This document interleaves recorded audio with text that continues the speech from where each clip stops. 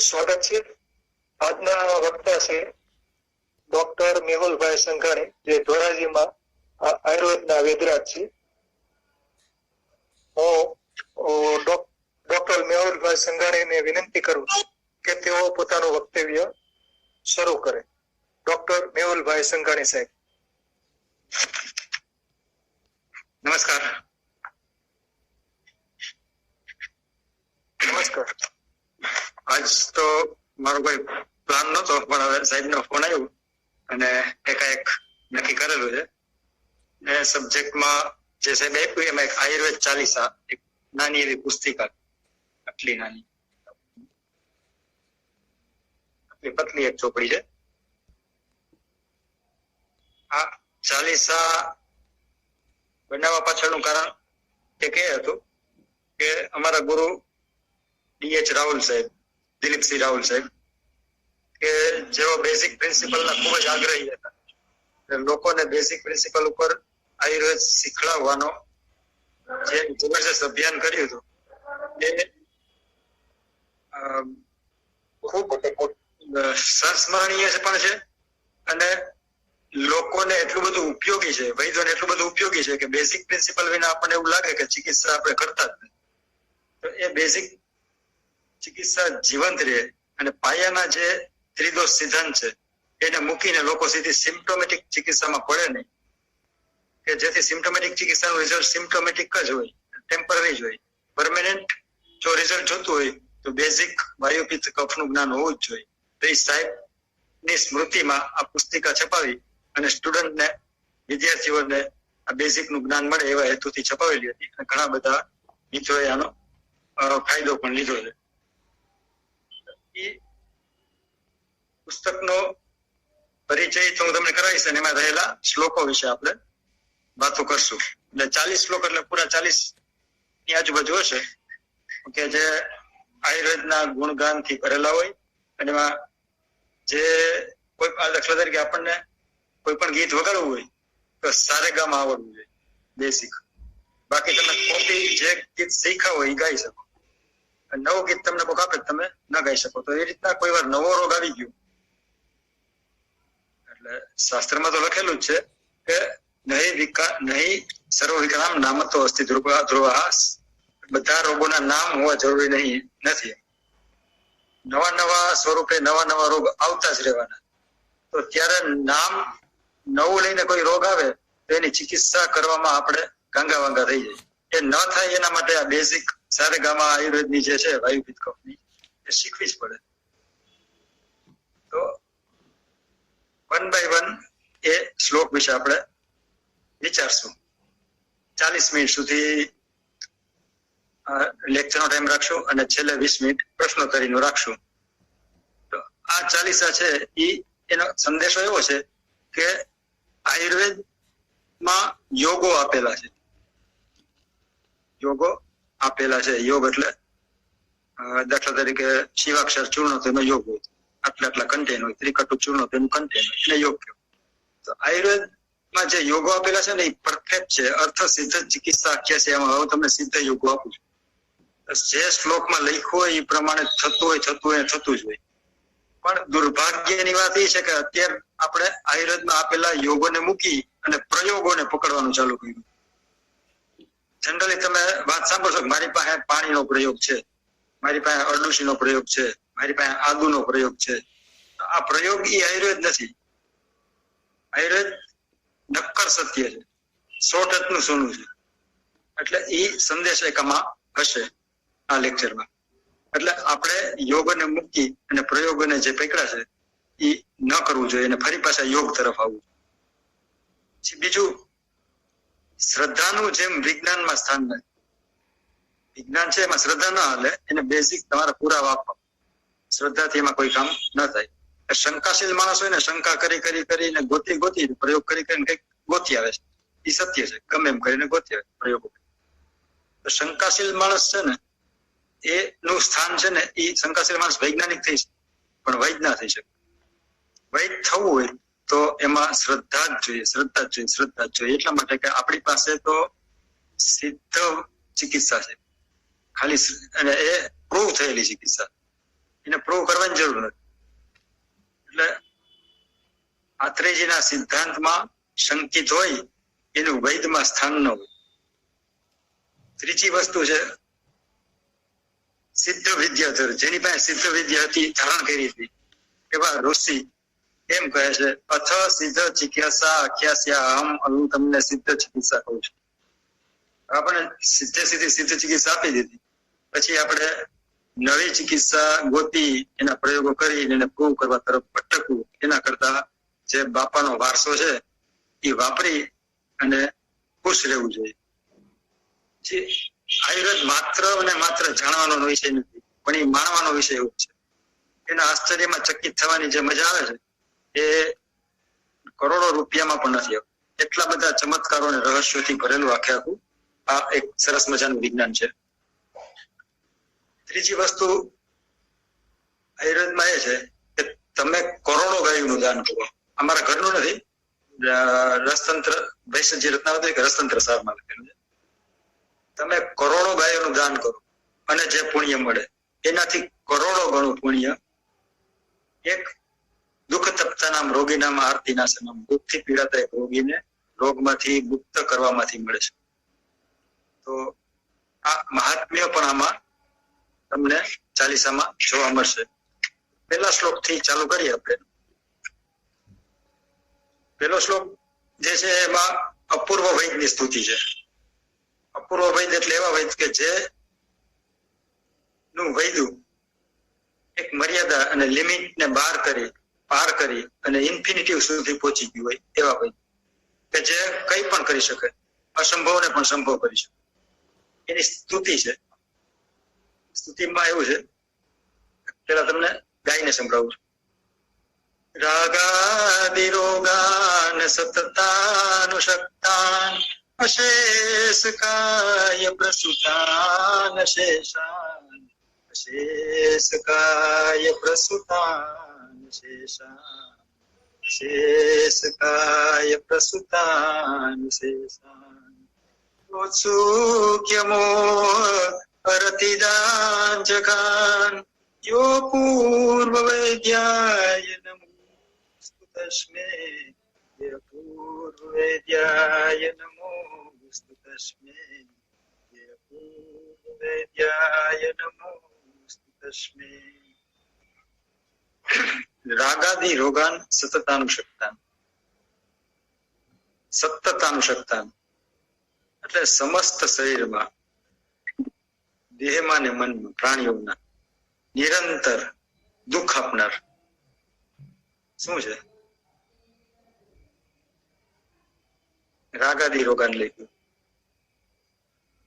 સતતાનુશક્તાન, સતત પરેશાન કરનાર તો રાગાદી રોગ છે. તાવ આવ્યો અઠવાડિયામાં વયો જવાનો, કમળો આવ્યો 15 દિવસ વયો જવાનો.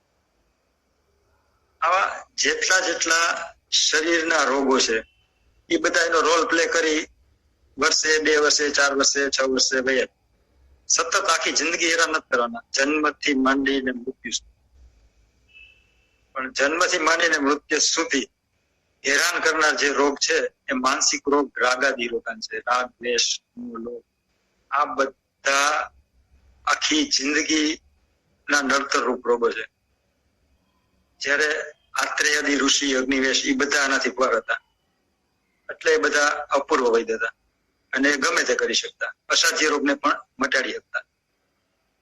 એટલે રાગાદી રોગાન પ્રાણી માત્રના શરીરમાં, સમસ્ત શરીરમાં ઉત્પન્ન થનારા અને નિરંતર શું આપે? ચિંતા, મોહ અને શોક. ચિંતા આપે, મોહ આપે, શોક આપે. ઔત્સુક્ય મોહ અરક્તિદાન જગાન. ઔત્સુક્ય એટલે વિષય ઉત્કંઠા, સતત કોઈ પણ વિષયની ઉત્કંઠા રહેવાની, જીવને શાંતિ જ નહીં રહેવાની. બીજું મોહ ઉત્પન્ન કરે અને અનવસ્થિતિત્વ, અસ્થિરતા ઉત્પન્ન કરે, શોક આપે. આ તમામ રોગોનો જેને નાશ કર્યો એવા અપૂર્વ વૈદને હું નમસ્કાર કરું છું. એટલે સીધો પ્રશ્ન આપણને એમ થાય કે રોગ સુખ સાધ્ય હોય, કષ્ટ સાધ્ય હોય, વ્યાપ્ય હોય, અસાધ્ય હોય. અસાધ્ય રોગ કોને કહેવાય? તેની ડેફિનેશનમાં એવું આવે કે ઔત્સુક્ય મોહ અરતિ દાન જગાન. એક બાજુ એમ કે છે અસાધ્યસ્તુ ન ભૈસજ અસાધ્ય રોગની કોઈ દવા જ નથી. જગતમાં અસાધ્ય રોગની કોઈ દવા નથી. એ ન કુર્વંતી અસાધ્યનામ ચિકિત્સાતે વિષકવરાહ. વૈદમાં શ્રેષ્ઠ વૈદ કોઈ છે? કોણ છે? તો કે જે અસાધ્ય રોગની દવા કરતો નથી. છતાં પણ આમાં એવું લખ્યું છે કે ઔત્સુક્ય મોહ અને અરતિનો નાશ કરનાર વૈદને હું નમસ્કાર કરું છું. તો એનો નાશ તો થાય છે, અસાધ્ય ક્યાંથી થયો? તો કોણ કરી શકે છે? તો અપૂર્વ વૈદ્ય અચિંત્ય શક્તિત્વમ, જેની પાસે અચિંત્ય શક્તિ રહેલી છે એવા વૈદ. તો આ એક આખી કેટેગરી થઈ ગઈ, અને એ કેટેગરી દરેક વૈદ એ કેટેગરી સુધી પહોંચી શકે છે. એની એક આખી સાધના કરવી પડે. અને સાધનાથી સાધનાના લેવલે આગળ જતા જતા અપૂર્વ વૈદ થઈ શકે છે. ત્યાર પછીનો બીજો શ્લોક છે, એતત અમૃતમ સાક્ષાત જગત આયાસ વર્જિતમ યાતિ હલાહલત્વમ તુ સદ્ય દુર્ભાજન સ્થિતમ. એતત અમૃતમ સાક્ષાત. એતત એટલે અમૃતમ સાક્ષાત, સાક્ષાત અમૃત છે. જગત આયાસ વર્જિતમ, જગત આયાસ વર્જિતમ. અમૃત કઈ રીતના બહાર નીકળતું? આખા જગતનું દરિયાની અંદર ભલોનું, આખો દરિયો મંથી નહીં, ત્યારે સમુદ્ર મંથન કરતા કરતા અમૃત નીકળ્યું.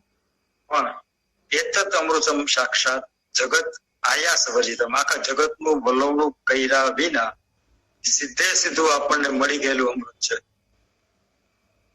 વગર મહેનત આટલું બધું મળી ગયું તો આપણા આગલા બહુ પુણ્ય કેટલું હશે? જન્માંતરનું પુણ્ય ભેગું થાય ત્યારે વૈદ્યું હાથમાં આવે, અને એ પણ વલોણું કર્યા વિના સીધે સીધું ગિરનારી મંડળમાં બેઠા બેઠા આવી જાય. એટલે એ તો અમૃતમ સાક્ષાત જગત આયાસ વર્જિતમ. પણ સેકન્ડ લાઈન એવી છે, યાતિ હલાહલત્વમ તુ, આ હળાહળ ઝેર પણ છે. સત્ય દુર્ભાજન સ્થિતમ, ખરાબ માણસના હાથમાં આવી જાય, કુપાત્રના હાથમાં આવી જાય તો આ હળાહળ ઝેર છે.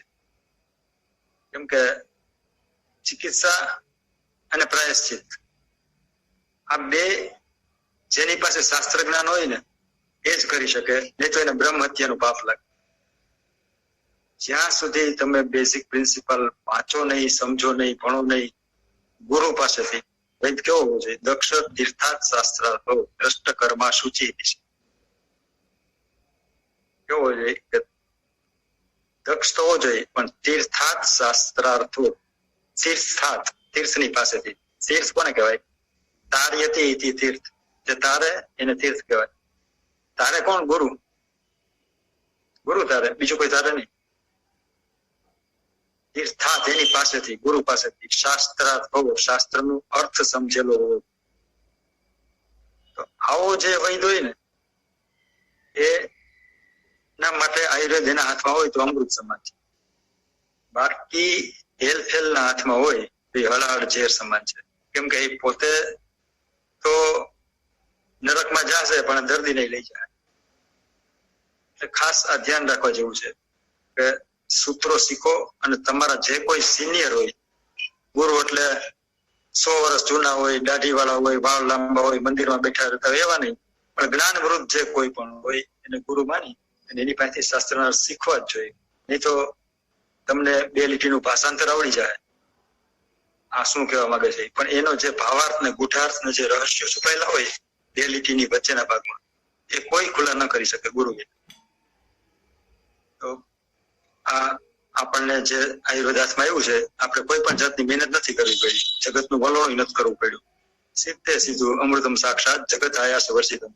જે મળી ગયું છે એના માટે આપણે આપણી પાત્રતા કેળવવી જ જોઈએ.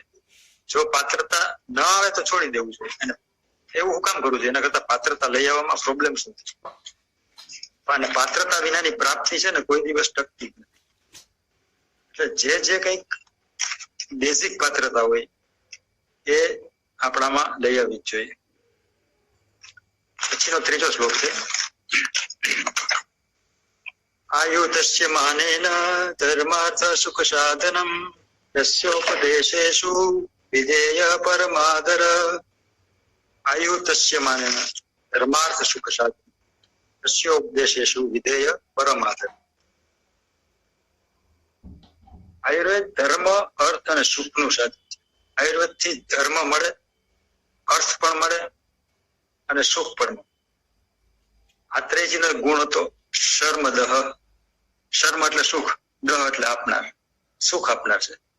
પુનર્વસુ આત્રેય ચરક સંહિતામાં જે બતાવ્યા છે એ કેવા હતા? શર્મદહ, સુખના આપનારા હતા.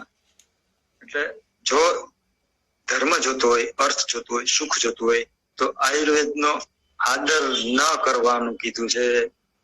આદર ન કરવાનું કીધું છે, પરંતુ આદર નહીં, પરમ આદર કરવાનો.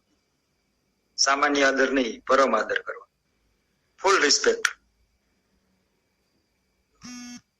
આ શ્લોકમાં બહુ સરસ વાત કીધી છે કે જે લોકો આયુર્વેદનો અનાદર કરે છે એને નથી ધર્મ મળતો, નથી અર્થ મળતો કે નથી સુખ મળતો. આ ત્રણેય જો જોતું હોય તો આયુર્વેદને ફૂલ રિસ્પેક્ટ આપો. પછી નવ શ્લોક છે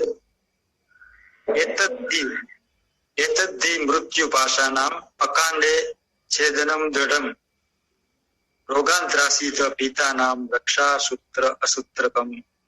આ આયુર્વેદ તો રોગરૂપી અણધાર્યા મોતના ફાંસાને કાપી નાખવાનું મજબૂત સાધન છે. અણધારી કેટલી બધી ઉપાધિઓ આવતી છે. નવા નવા રોગ આવે ત્યારે એ બધી અણધારી ઉપાધિ છે.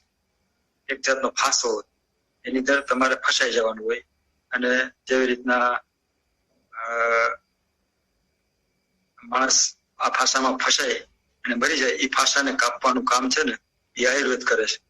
રોગાંતરાસિત, જે લોકો રોગથી બી ગયા છે, ભયભીત થઈ ગયા છે, એના માટે આ સૂત્ર વિનાની રાખડી છે.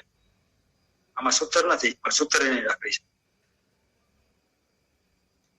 એટલે ફૂલ પરમ આદર સાથે આયુર્વેદને અપનાવીએ તો આપણા માટે આ એક રક્ષા સૂત્ર અને રક્ષા કવચ બની રહે છે. હવે આ આયુર્વેદને આપણામાં ઘણા બધા ઋષિ મુનિઓ થઈ ગયા, એને આપણે પ્રેરણા કરવી હોય, જ્ઞાન આપવું હોય તો આપણામાં પાત્રતા ન હોય તો ન આપી શકે, તો એ પાત્રતા કેળવવાની જરૂર છે. એના પછીનો શ્લોક છે ઇસજાનામ સાધુ વૃત્તાનામ ભદ્રમ આગમશાલિનામ અભ્યસ્ત કર્માણામ ભદ્રમ ભદ્રમ ભદ્રાભિલાષિનામ. ઇસજાનામ સાધુ વૃત્તાનામ. ઇસજાનામ સાધુ વૃત્તાનામ કેવા વૈદ્યો કે જેની વૃત્તિ સાધુ જેવી છે. ઇસજાનામ સાધુ વૃત્તાનામ ભદ્રમ આગમશાલિનામ અભ્યસ્ત કર્માણામ ભદ્રમ ભદ્રમ ભદ્રાભિલાષિનામ.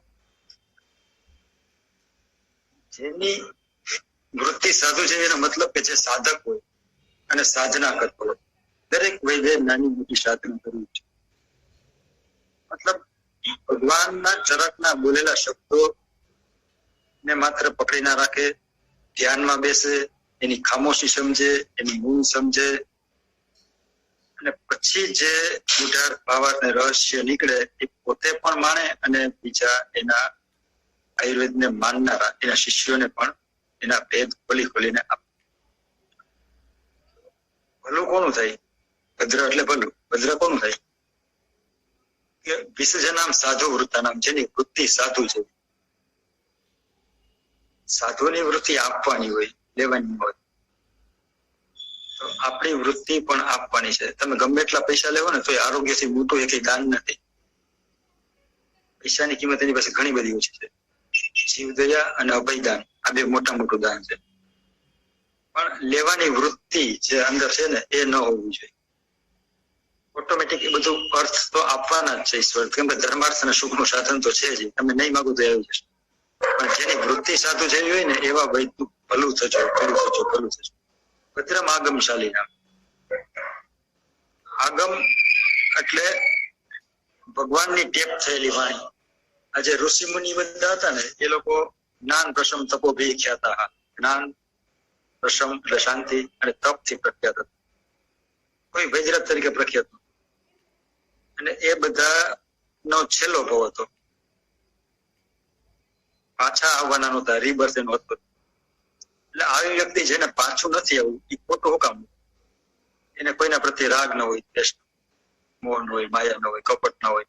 પછી જે તમને જ્ઞાન આપે ને તો એની ટેપ થયેલી જે વાણી હોય ને આગળ એ આગમશાલીના મહિના નિષ્ણાત સાધુ વૃત્તિવાળો હોય, આવા આગમનો જાણકાર હોય અને અભ્યસ્ત કર્માણામ પોતે જાતે એના અનુભવો માણેલા હોય, એમાં લખેલું હોય ને એના સૂત્રો બધા એને માણેલા હોય એવો હોય.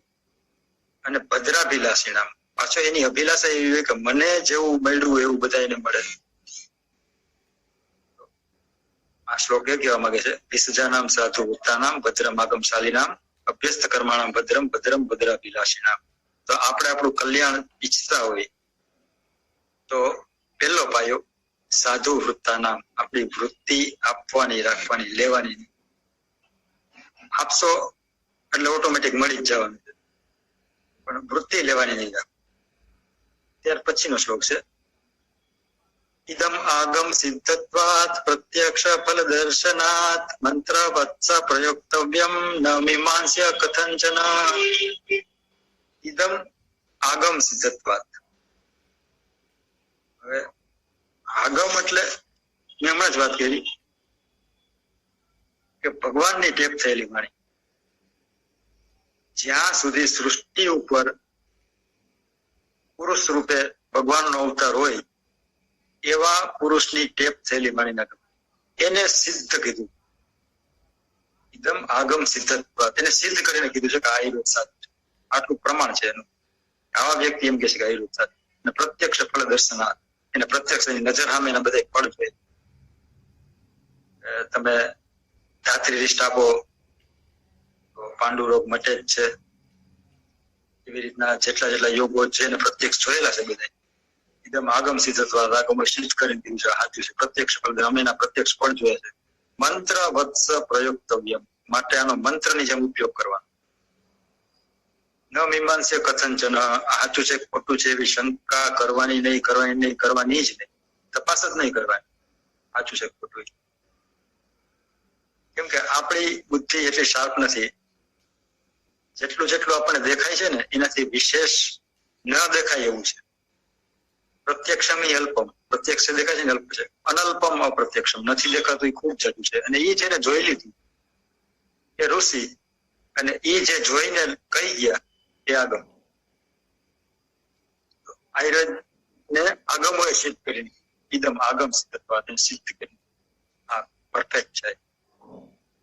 પછી બીજે આપણે ક્યાંય ફાફા મારવાની જરૂર, જે સિદ્ધ નથી, જેનો બેઝ નથી, જે ટેસ્ટેડ ઓકે નથી, એ બધાને એક પર મૂકી અને બેઝિક પ્રિન્સિપલ ને વળગી અને એના આશ્ચર્યમાં ચકિત થવાની જે મજા છે બીજે ક્યાંય નથી.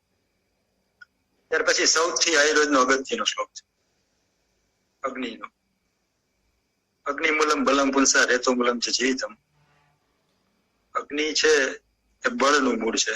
વિટામિનની ટીકડી બળનું મૂળ નથી. કોઈ પણ જાતની અશક્તિ છે વિટામિનની ટીકડી દૂર ન કરી શકે એવું આયુર્વેદ કે છે. જઠરાગ્નિ છે એનું બળ છે એ જ દેહનું બળ છે.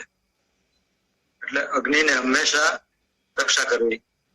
અગ્નિ મૂલમ બલમ પુંસા, બળનું મૂળ અગ્નિ છે. રેતો મૂલમ ચ જીવિતમ, અને જીવનનું મૂળ રેત એટલે શુક્ર.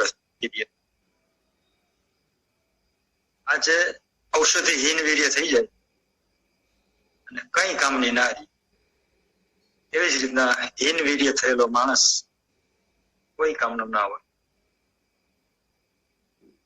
શુક્ર છે પરમ, સાથે સાત ધાતુની પરમ ધાતુ છે અને શુક્રનો કોઈ મળ નથી. એટલે આખા દેહનો રાજા શુક્ર. અગ્નિ મૂલમ ભૂષો બલમ ભૂષા ને રેતો મૂલમ છે જીવિતમ. શુક્ર છે એ જીવનનો મૂળ છે. તસ્માત યત્નેન સંરક્ષે, માટે બેયની પ્રયત્નપૂર્વક રક્ષા કરે. બેમાંથી એકેયની અવગણના કરવાની. બ્રહ્મચર્યનું મહત્વ એટલું બધું છે કે લાંબુ આયુષ્ય જે ઋષિ મુનિઓ ભોગવતા એના બ્રહ્મચર્યના આધીન.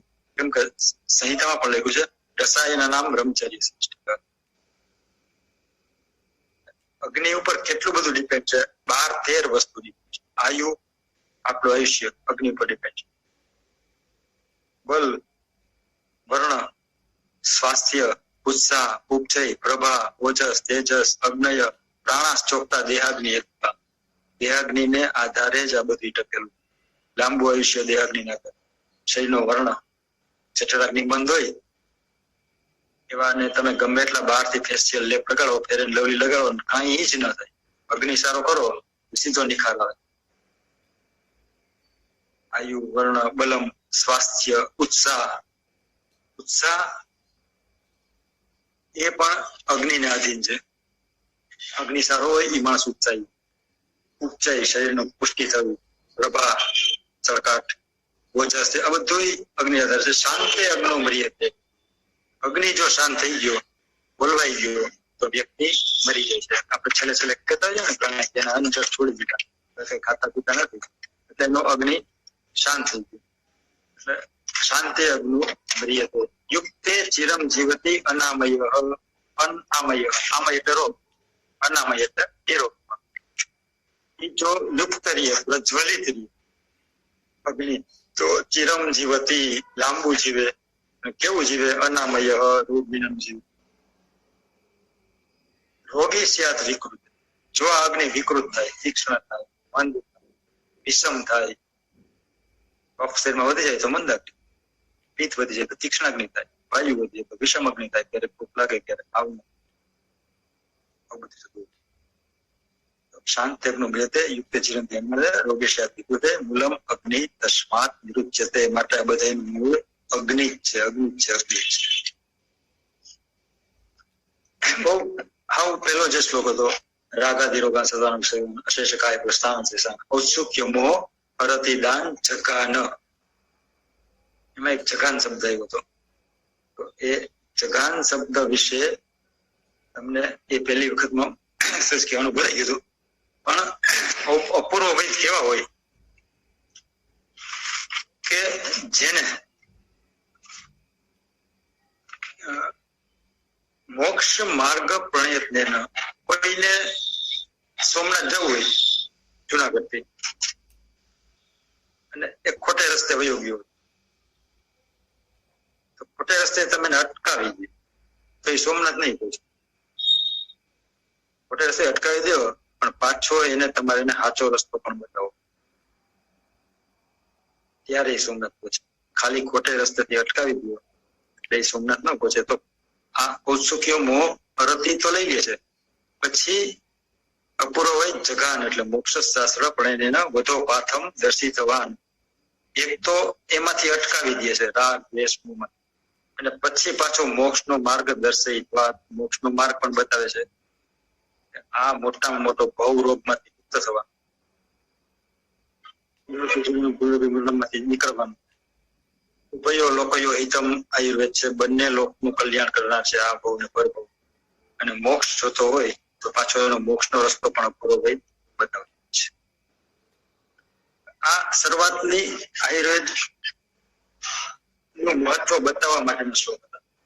પછીના જે શ્લોક છે એ ત્રણ દોષ ઉપર આધારિત છે, વાયુ પિત્ત કફ ઉપર. અને ત્યાર પછીના શ્લોક જે આમાં પુસ્તિકામાં છે એ 6 રસ ઉપર આધારિત છે. બધું રમલાલામાંથી શું થાય. તો પેલા આપણે અત્યારે વાયુથી શરૂઆત કરશું. વાયુનું મહત્વ એટલું બધું છે, નિયંતા પ્રણેતા ચ મનસઃ. આખા મનનું નિયમન વાયુ કરે છે. ચિત્ત ભ્રમ વાળા ઘણા બધા પેશન્ટ તમે જોશો કે મગજ ઠેકાણે રહેતો જ ના હોય, અહીંથી વાંચીમાં ભટકતા જોઈને જાત જાતના વિચારો આવતા હોય. એ બધા ની અંદર વાયુનો પ્રકોપ થયો હોય, અને એના મન ઉપર કોઈ પણ જાતનો કંટ્રોલ ન હોય ત્યારે વાયુનો પ્રકોપ જ હોય. અને વાયુને શાંત કરવાથી એના ચિત્ત ભ્રમ રોગ દૂર થઈ શકે. સુખ અસુખયો વિધાતા. હા ભાઈ, વાયુ વિધાતા છે. બોલો, સુખ અને અસુખ ઈ લખે, બીજું કોઈ નથી લખતું. વિધાતા પોતે વાયુ. સુખ ઈ લખે છે, અસુખ ઈ લખે છે. જેનો વાયુ બરોબર હોય એના હર્ષ અને ઉત્સાહની યોની કીધી છે, ઉત્પત્તિ સ્થાન છે હર્ષ અને ઉત્સાહ. અને આવા વ્યક્તિ પ્રજ્ઞાપરાધ થી દૂર. પ્રજ્ઞાપરાધ એટલે બુદ્ધિનો અપરાધ. લોકો જયારે અહિતનું સેવન હિતનો ત્યાગ કરે ને એને પ્રજ્ઞાપરાધ કહેવાય. જયારે અહિતનો ત્યાગ કરીને હિતનું સેવન કરવા માંડે ત્યારે પ્રજ્ઞાપરાધ માંથી મુક્ત થઈ જાય. ત્યારે પોતાનું સુખ લખવા માંડે. પ્રજ્ઞાપરાધ માં આવે તો અસુખ લખવું. આ બધી વાયુને આધીન છે. યંત્ર તંત્ર છે. વાયુ વિભુ છે, વાયુ વિશ્વાત્મા છે, વાયુ ભગવાન છે. વાયુની ખૂબ ઘણી બધી સ્તુતિ હોય.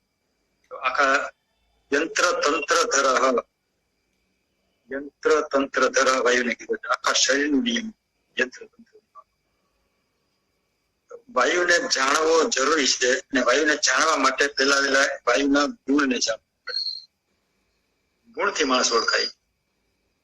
એ જે પુનર્વસવાતરી આપણી વચ્ચે ને એના ગુણથી આપણે એને ઓળખી. ગુણ પરમેનન્ટ રહે, જિંદગી પરમેનન્ટ નથી રહેતી. વાયુ છે એ એના ગુણથી ઓળખવું હોય તો કઈ રીતના ઓળખાય? તો વાયુ કેવો છે? તત્ર વૃક્ષ લઘુ શીત ખર સૂક્ષ્મ ચલો અનિલ. વાયુ કેવો છે? વૃક્ષ છે, લઘુ છે, શીત છે, ખર છે, સૂક્ષ્મ છે, ચલ છે. આ ગુણની જો આપણને ખબર ન હોય તો ચિકિત્સા કેમ કરવી? એનું તમને એક્ઝામ્પલ આપું. હિતેશ પટેલ એ ભાઈ હતા અમદાવાદમાં. એ એક ઓર્થોપેડિક હોસ્પિટલમાં ઇન્ડોર ની જોઈન્ટનું રિપ્લેસમેન્ટ. યંગ એજ હતી, લગભગ 35 વર્ષની આજુબાજુની ઉંમર હશે. 35 વર્ષની ઉંમર એને ની રિપ્લેસમેન્ટ કરવાનું. તો એનો સાળો ધોરાજીમાં રહે. એ લોકો મારી પાસે આવી દીધો આવતો હોય એટલે કે સાહેબ મારા બનેવીને ની રિપ્લેસમેન્ટ કરવાનું છે, આ એના રિપોર્ટ છે. ઉંમર તો કે 35 વર્ષ. હવે પછી મેં હિસ્ટ્રી લીધો તો એ લોકોને રોજ બહાર ગામ જવાનું, મુસાફરી કરવાની, બેગોને રોકવાના. આવા બધા કારણથી વાયુનો પ્રકોપ થાય. અને વાયુના પ્રકોપની અંદર વાયુના વૃક્ષ ગુણનો પ્રકોપ. બહાર જે આવે એવું તીખું ચમચમતું ખાવાનું.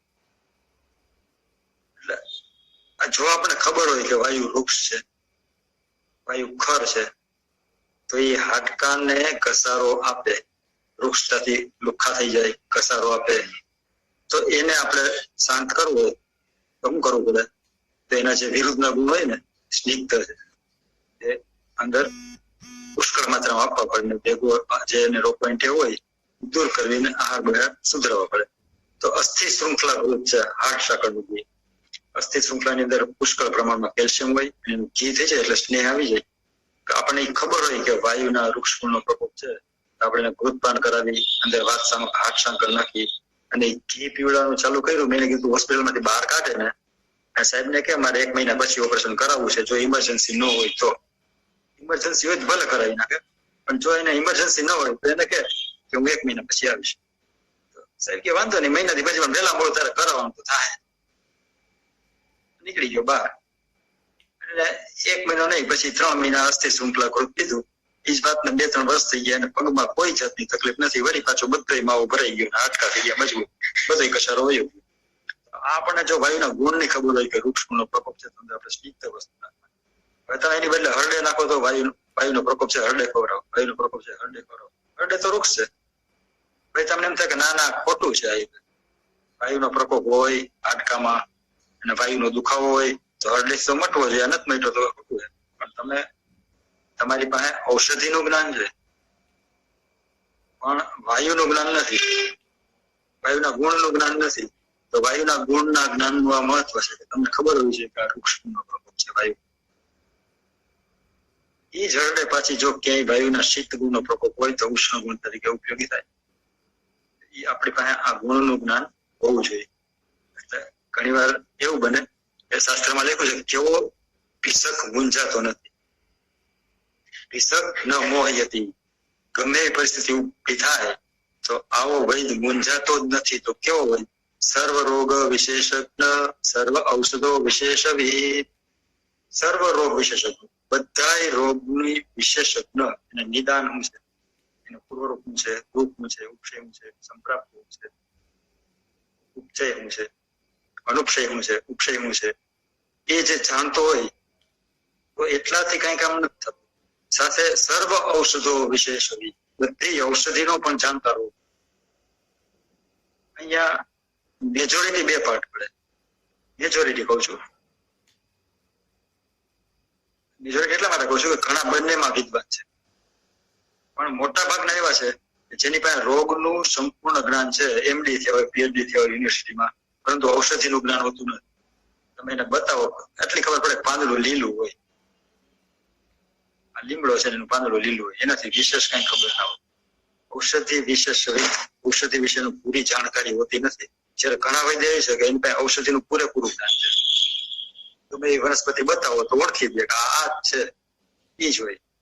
પણ એની પાસે પાછું એના ગુણનું જ્ઞાન ન હોય, ઔષધિના ગુણનું જ્ઞાન હોય, પ્લસ રોગનું વિશેષક જ્ઞાનની ખબર ન હોય. તો આ બંને જેને આવડે ને, સર્વ રોગ વિશેષક, બધા રોગના નિદાન પંચક આવડે. એવી જ રીતના બધી જ ઔષધિના રસ પંચક આવડે. આનો રસ કેવો છે, ગુણ કેવું છે, વીર્ય કેવું છે, વિપાક કેવો છે, પ્રભાવ કેવો. તો નિદાન પંચક અને રસ પંચક આ બે જઈને આવડે ને, એવો ભિષક, એવો વૈદ્ય ગમે એવી પરિસ્થિતિમાં મૂંઝાય જ નહીં. તો જેને જેને નિદાન પંચક આવડે છે એને રસ પંચક શીખી લેવું જોઈએ. જેને રસ પંચક આવડે છે એને નિદાન પંચક શીખી લેવું જોઈએ. તો એ આગળ કામ આલે. હવે એ ગુણની વાત થઈ. હવે આગળ આપણે વાયુના વૃદ્ધિનું વિશે જાણશું. બરોબર. વૃદ્ધસ્તુ કુરુતે અનિલ, વૃદ્ધસ્તુ કુરુતે અનિલ. વધેલો વાયુ શું કરે? કાર્ષ્ય, કાર્ષ્ણ્ય, ઉષ્ણ કામત્વ, કંપ, આના, સકૃત ગ્રહણ, બલનેન્દ્રિય ભ્રંશ, પ્રલાપો, ભ્રમધીનતા. વાયુ વધે એટલે શું થાય? શરીર કૃશ થવા માંડે, પતળું પડવા માંડે, સુકાવા માંડે, દુબળું થવા માંડે અને પાછું કાળું થવા માંડે. આવું કેટલા રોગમાં તમે જોયું છે. HIV છે, TB છે, શરીર દુબળું થવા માંડે, કાળું થવા માંડે. પછી ડાયાબિટીસ છે. આ બધાની અંદર આવું થતું હોય.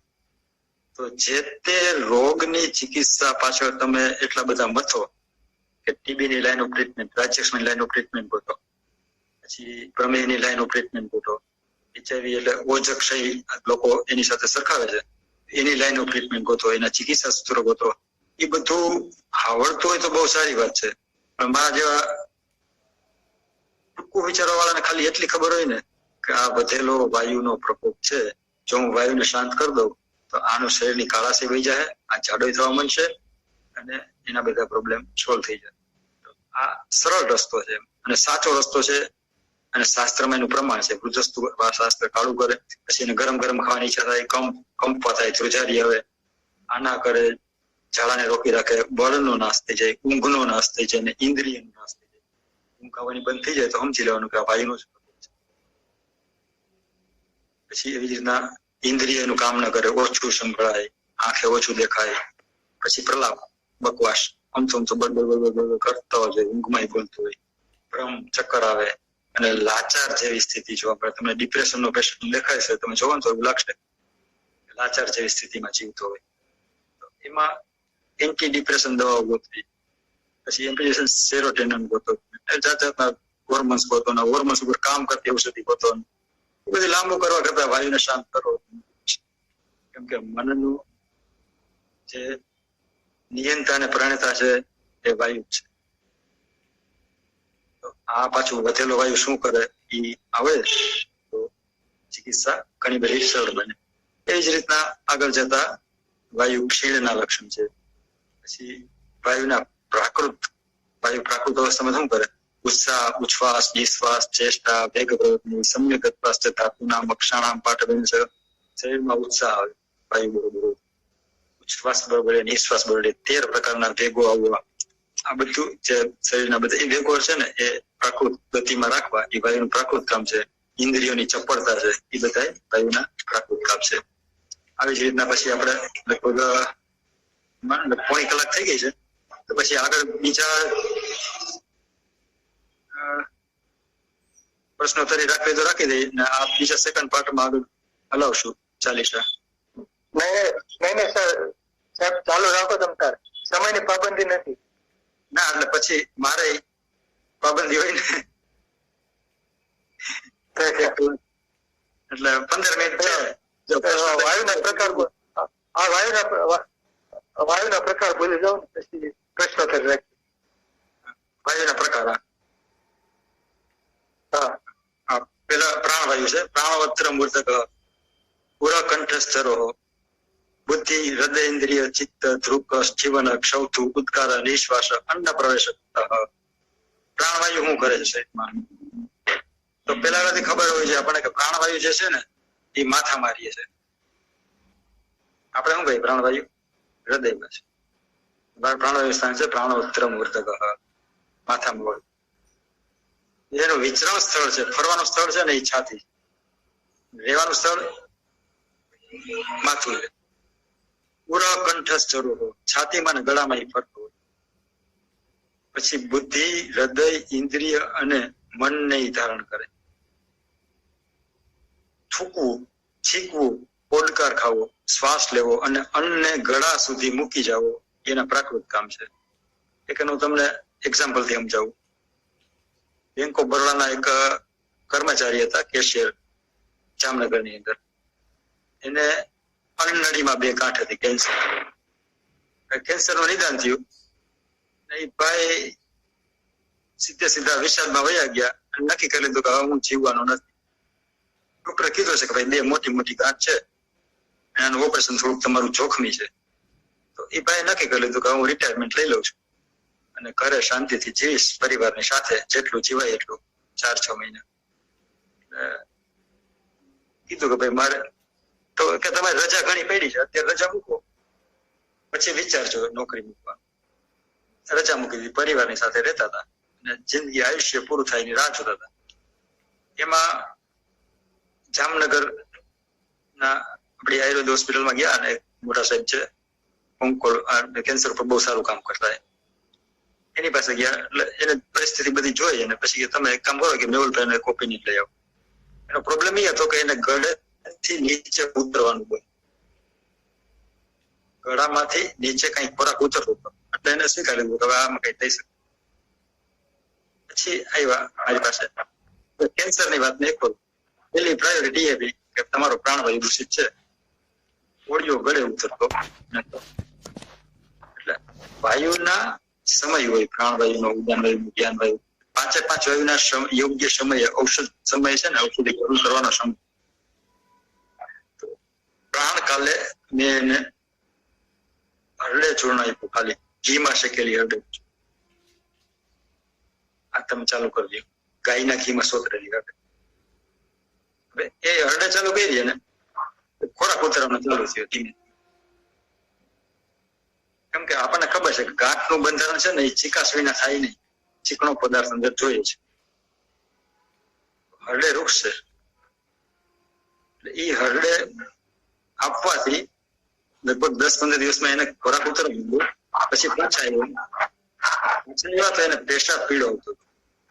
પેશાબ પીળો આવે છે એટલે પિત્તનો પ્રકોપ છે. એટલે પછી પેલા જે 3 દોષનો પ્રકોપ હોય જ દરેક વ્યક્તિની અંદર, પ્રધાન દોષ ને પેલા ચીજો પ્રાણવાયુ છે ને એ અગત્યનો એ આવી ગયું. પછી મેં એને કટુકી ચૂર્ણ ચાલુ કર્યું, કડુનું ચૂર્ણ.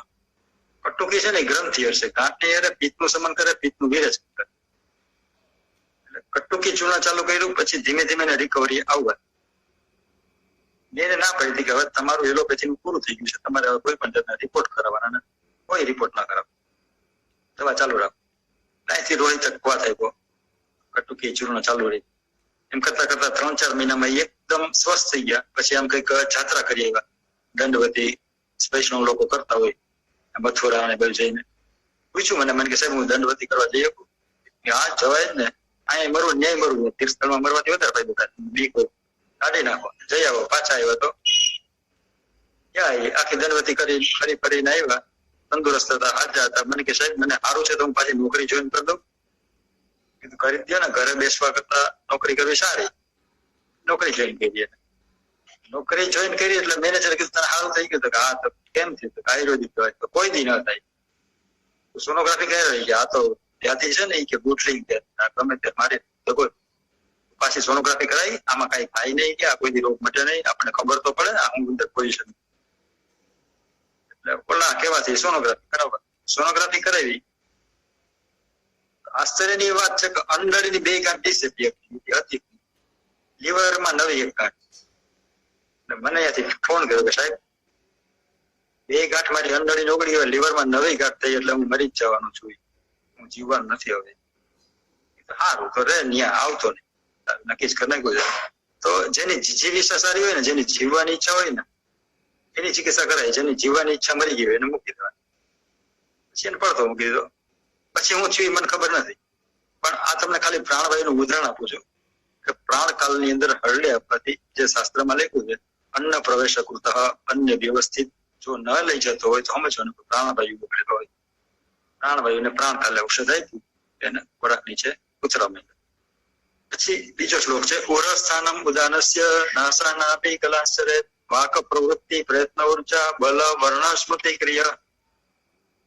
ઉરસ્થાનમ ઉદાનસ્ય, ઉદાન વાયુ છાતીમાં લે છે, નાક નાભી અને ગળામાં પડે છે. નાસામાં જાય, નાકમાં જાય અને નાભીમાં જાય. નાસા નાભી કલાશ્ચરે વાક પ્રવૃત્તિ, બોલવાની જે કઈ ક્રિયા છે ને, ઉદાન વાયુ આપણે જે વાતચીત કરીએ તો બોલવાની અંદર બોલવાનું બંધ થઈ જવું, ન બોલવાનું બોલવું, આ બધા ઉદાન વાયુના પ્રકોપ.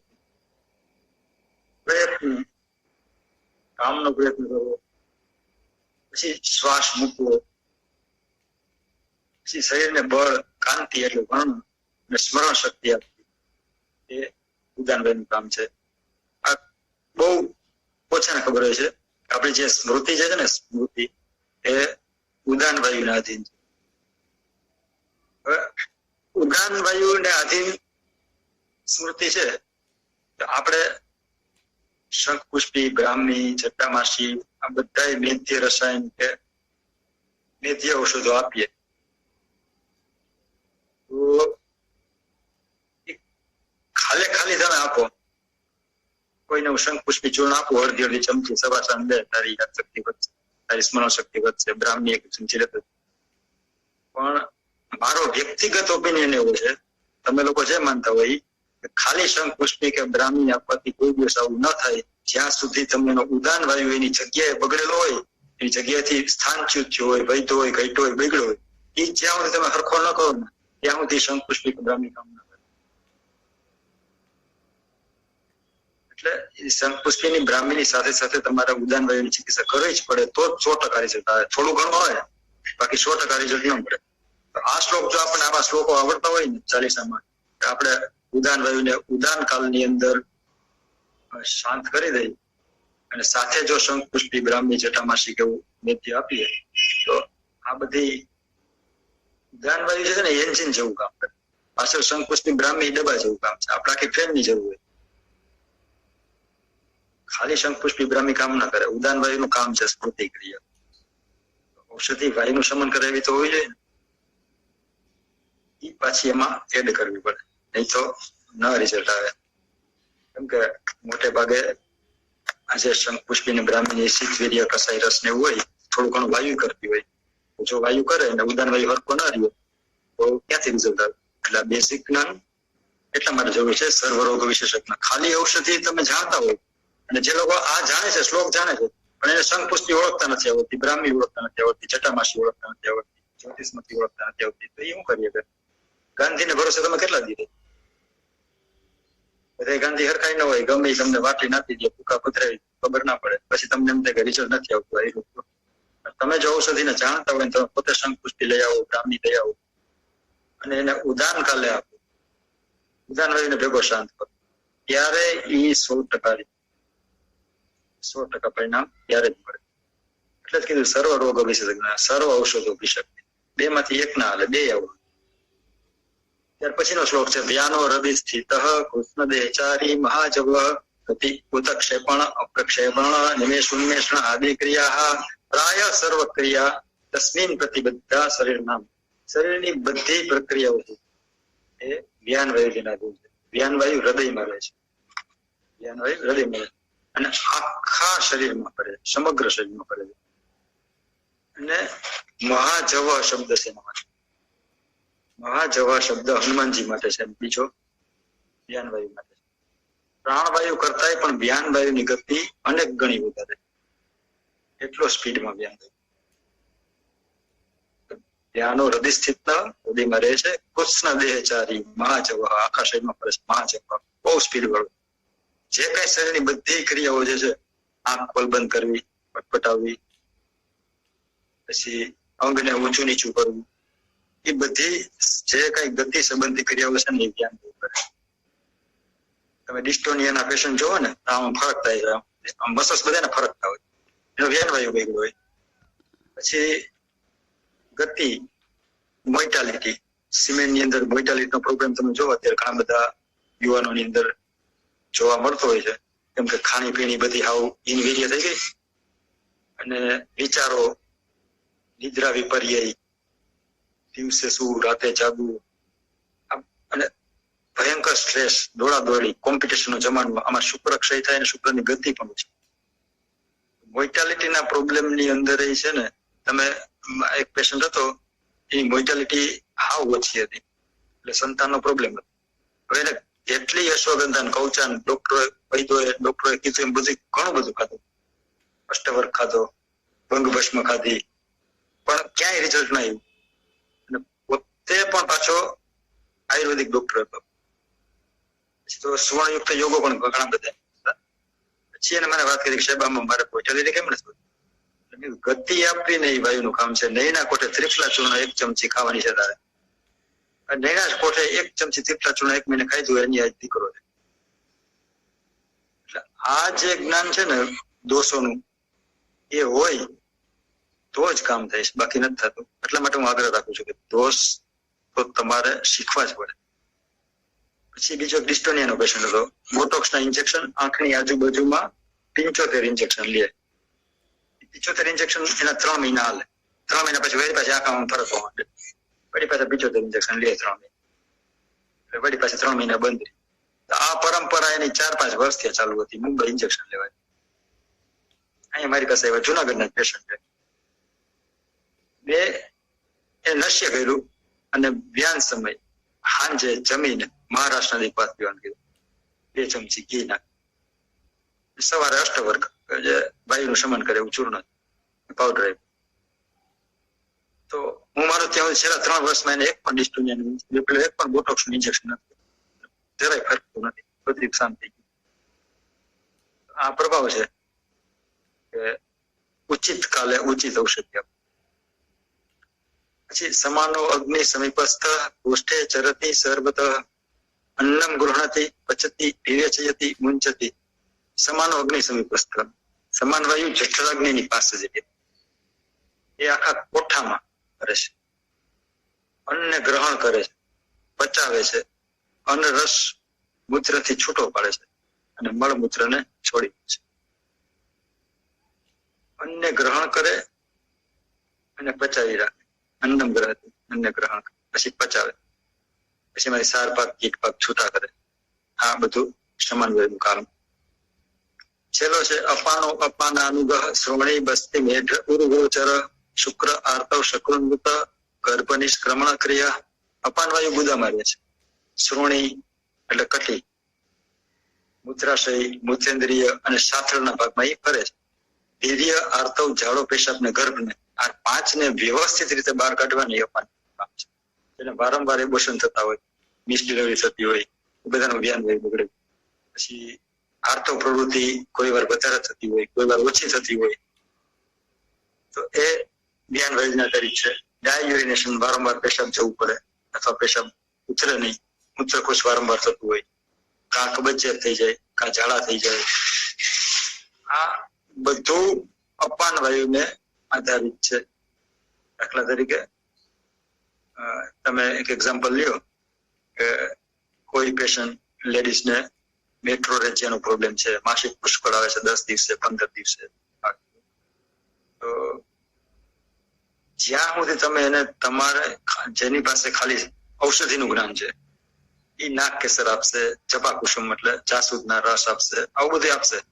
એ જ્યાં સુધી ચાલુ રાખશે ને ત્યાં સુધી એનું બધું વ્યવસ્થિત રહે. પણ જેવું બંધ કરશે એ પેલું ફરી પાછું પુષ્કળ આવવા માંડશે.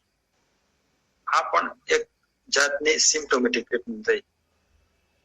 એને પરમેનન્ટ મટાડવું હોય તો એનો અપાન વાયુ હરખો કરવો પડે. અપાન કાલે ઈ ઔષધ આપવું પડે. પછી એવો કોર્સ તમે 2-3-4 મહિના કરાવી નાખો ને પછી આખી જિંદગી જે ત્યાં સુધી એના આર્તવ નિયમિત આવે. આવી જ રીતના 5 નું સમજવાનું. ખાલી આર્તવનું એક્ઝામ્પલ આપ્યું. પછી એવી જ રીતના વીર્ય છે, ઝાડો છે, પેશાબ છે, ગર્ભ છે, એ બધાને વ્યવસ્થિત રીતે કરવાનું. આવું જ એક ગર્ભને અનુલક્ષીને એક પેશન્ટ હતું, એને એબોર્શન થઈ જતું વારંવાર. ગર્ભિણી પરિચયમાં ગર્ભિણીને હરડે આપવાની મનાય છે. ગર્ભિણીને હરડે ના અપાય એવું લખ્યું છે. આને વારંવાર એબોર્શન થતો, અપાન વાયુ બગડેલો હતો. એ પેશન્ટને મેં હરડે ને દ્રાક્ષ યોગમાં આપીએ, કઈ પ્લેન ના હરડે ને દ્રાક્ષ ભેગી કરી ખાવા માટે આપી. પછીથી નોર્મલ ડિલિવરી થઈ ગઈ. તો આ આપણે ખબર હોય કે અપાન કાલે એટલે જયમાં પહેલા ઔષધ આપવાનું છે, જયમાં પહેલા આપો એટલે થઈ જાય. બરોબર? 5 પ્રકાર અહીંયા વાયુના પૂરા. ને કફના પછી બીજી વાર લક્ષણ. ઓકે સર, આભાર. હવે કોઈને પ્રશ્ન હોય તો પૂછી શકો છો.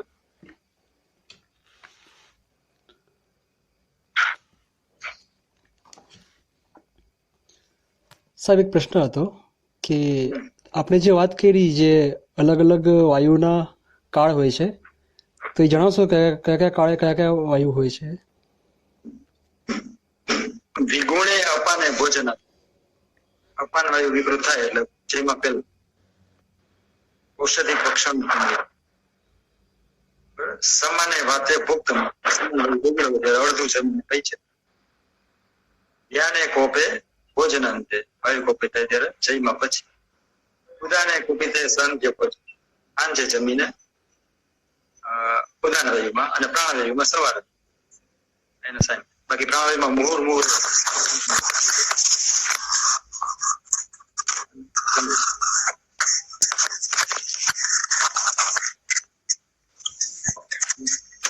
આપણે જે કીધું કે હરડે આપી હતી મેદી માટે હરડે ઉદાન કાળમાં આપવાની, હરડે આપી આપે તો એ સંઘ પુષ્પી કે બ્રાહ્મણી ઉદાન કાળમાં આપવી જોઈએ કે ઇમેજ આપવી જોઈએ? ક્યારે ડિસાઈડ કરવું, કઈ રીતે નક્કી કરવું?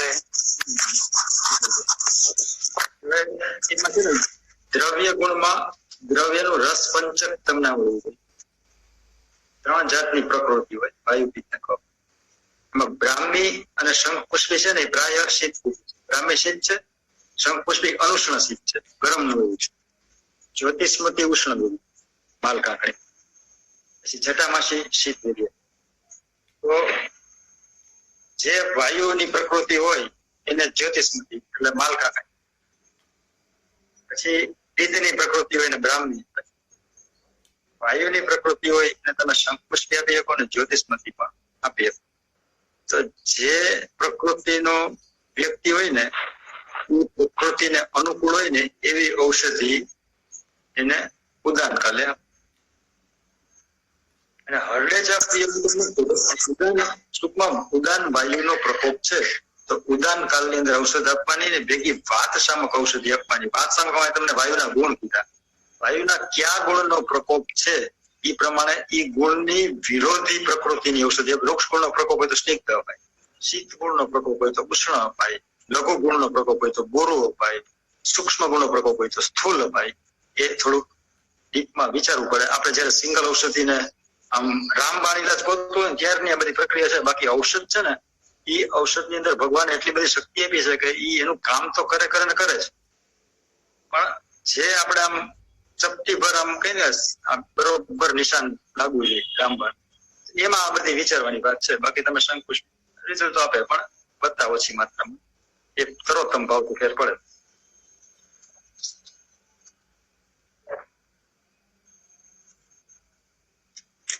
નમસ્કાર સર, આભાર.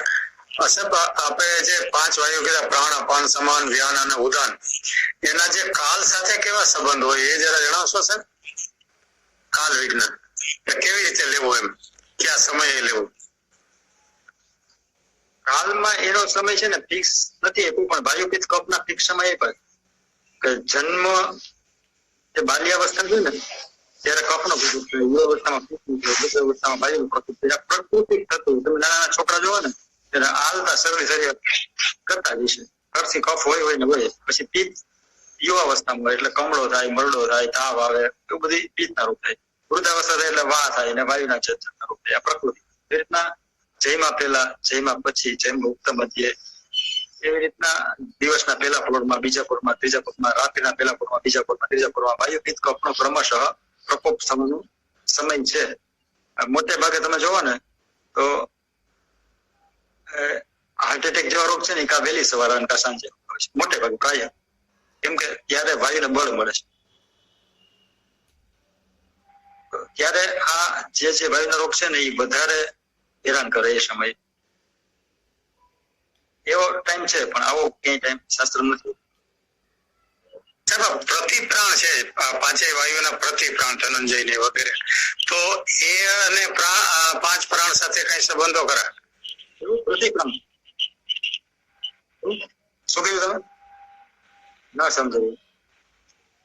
આ પાંચ જે આપણા પાંચ પ્રાણ છે એના પાછા પ્રતિપ્રાણ છે બધા, એ ખબર નથી. હા, તો એના અને આના રિલેશન કઈ નામ કઈ ખબર, પ્રતિપ્રાણ ની ખબર નથી.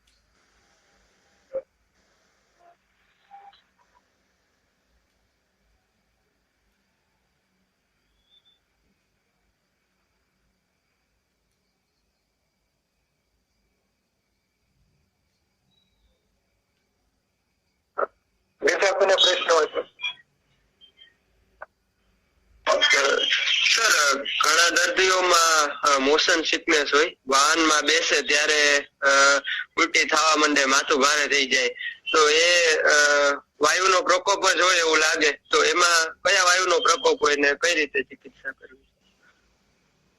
સંક્રમણ જે જગ્યાથી બીજી જગ્યાએ જાય ને એને દેશાંતર ગતિ કહેવાય. દેશાંતર ગતિથી વાયુનો પ્રયોગ થતો હોય ત્યારે સામાન્ય રીતે ઉદાવર્ત ટાઈપનો વાયુનો પ્રકોપ હોય, અધઃ પ્રતિહતો વાયુ, નીચે વાયુ હોય ને ઉપર તરફ જવા લાગે ત્યારે આવું થતું હોય.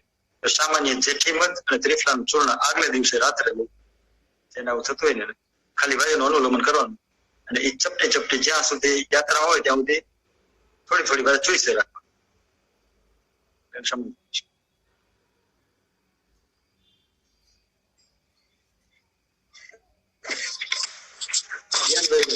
સાહેબ, આપણે જમ્યા પછી વધારે વાછોટ વધારે થાય અને ભૂખ્યા પેટે ઉભા રહીએ ત્યારે વાછોટ વધારે થાય, એટલે અપાન બગડ્યો કહેવાય ને, એના એવું જ કહેવાય ને કે એને કઈ બીજું કારણ હોય, એનો શું ઉપાય કરી શકાય? હવે એ વાયુ જો વિસ્તરો હોય, વિસ્તરો એટલે ગંધ આવતી હોય ને, તો નો અનુબંધ ભેગો ખાલી વાયુ. જો વિસ્તરો ન હોય તો પ્યોર વાયુ. જો વાયુ પિત્ત ભેગા હોય, ગંધ, નસોતર ને સાકર, આની વાયુનો પ્રકોપ હોય તો આગળ લઈ શકાય. પછી એરન બ્રસ્લીઓ, ગૃહ બ્રસ્લીઓ કોઈ પણ ચાલે. એની સામે ગંધ હોય છે, વાત વખતે હાર બંધ કરી દેતા થાય છે એવું ગમે ને એનું પેલા કોષ ગોતવું પડે. વાયુ વધારે થાય છે તેનો મતલબ એ કે તમે વધારે કરો છો. 3 રસ વાયુ વધારે, કડવો, તીખો અને થોડો, મધુર, અમ્લ અને લવણ, આ 3 વાયુને શાંત. જે તીખું ખાતું હોય એને આવી તકલીફ થતી હોય, અથવા સામ અવસ્થામાં હોય, ખોરાકનું પાચન એને ન થતું હોય, ગુરુ આહાર લેતો હોય, અગ્નિ મંદ ત્યારે આવું થતું. બે માંથી જે કારણ હોય ને એ પ્રમાણે નિવારણ કરવું. મોટે ભાગેનું એનું કારણ પાચન બરોબર નથી એ એક લાગે છે, એનો શું ઉપાય કરી શકાય? આ પાચન બરોબર, દીપન બરોબર. એટલે ભૂખ જો બરોબર લાગતી હોય તો પાચન બરોબર. દીપન ને પાચન બે વસ્તુ. જો ભૂખ ના લાગતી હોય ને ખાતા હોય, ટાઈમ થઈ ગયો છે એટલે જમી લ્યો, આપણે રોજનો ટાઈમ છે 12 કઈ જમી દીપન બરોબર. બરાબર. દીપન ની અંદર આપણે શું આપી શકાય? દીપનમાં ચિત્રક સૌથી સારું છે. સૌથી વધારે અગ્નિને પ્રજ્વલિત કરનાર ઔષધિ હોય ચિત્રક આદિવાટી. પછી ઘણા બધા ચૂર્ણ હોય, વડવાનલ ચૂર્ણ છે, વૈશ્વાનર ચૂર્ણ છે, અજમુદાદી ચૂર્ણ છે, આ બધા દીપન ઔષધિઓ. પંચશકાર ને ચાલે કે નહીં? વિરેચન, પંચસકાર ચૂર્ણ છે ને વિરેચન કરે, એટલે એ પણ લઈ શકાય, પણ એમાં એ વાયુ પિત્ત સામક છે એટલે બે પ્રકોપ હોય ને, વિસરક ગંધ આવતી હોય તો પંચશકાર ચૂર્ણ લેવાય, અને જો ગંધ ના આવતી હોય તો દિન દે. અચ્છા, ધન્યવાદ.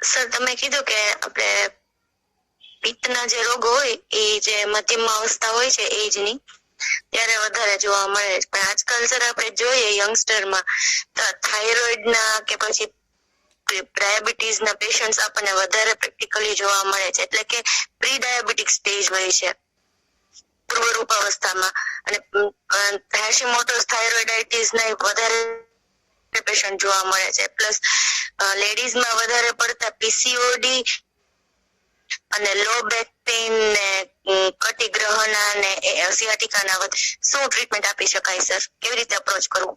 એકી સાથે બધા રોગના જવાબ તો ના ભાઈ, 1 by 1 એક એકનું વિચારી. બરોબર.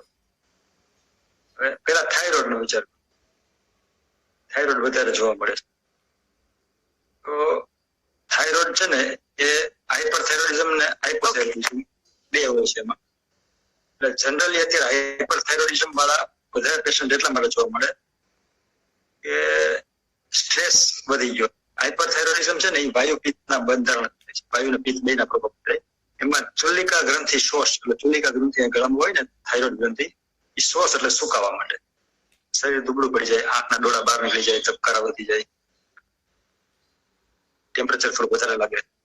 આવું બધું વાયુ પિત્તના પ્રકોપથી થતું હોય અને પ્રાય રસાયણ વાળા આહાર વિહાર થી જનરલી જોવા મળે છે. અને હાઇપો વાળા જે છે ને એ લોકો દીવા શોખ વધારે કરતા હોય છે, બપોર સુવાની ટેવ હોય અને ફ્રીજ માંથી દહીં છાશ જમતી વખતે લેતા હોય છે. આ બે અત્યારે કઈ વિષમ આહારથી થનારા રોગ છે, લાઈફ ટાઈમ ડિસઓર્ડર છે, લાઈફસ્ટાઈલ ડિસઓર્ડર છે. અત્યારે જેટલા મોટા ભાગે ડાયાબિટીસ જોવો છો તો ડાયાબિટીસ એક, જો ડાયાબિટીસમાં તમને પ્રમેહના પૂર્વરૂપ મળતા હોય તો જ તમે એને પ્રમેહમાં કન્સિડર કરી શકો. બાકી અજીર્ણ છે કે કોઈ પણ બીજા રોગની અંદર આવતું હોય, પ્રમેહ થવો તો પ્રમેહના પૂર્વરૂપ હોવા જરૂરી છે. દંતાડીના મુલાયમ, પ્રાગરૂપમ પાણી પાદેવ, આ બધા જો લક્ષણો ડાયાબિટીસ વાળાને થયા પહેલા મળતા હોય તો જ તમે એની પ્રમેહ પ્રમાણે ચિકિત્સા કરી શકો. એ તો એની અજીર્ણ પ્રમાણે જ કરવી પડે.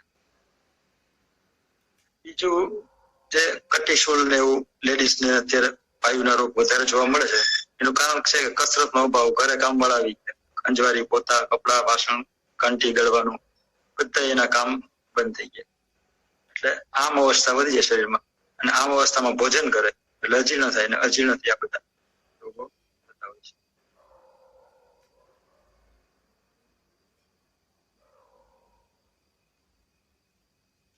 પછી કયો રહી ગયું?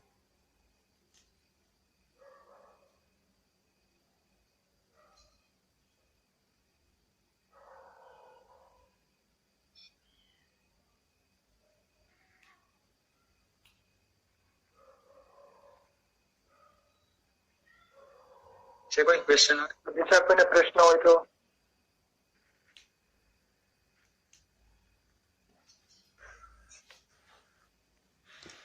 હેલો. હેલો. હા બોલો. નમસ્કાર સાહેબ. નમસ્કાર. હા બોલો.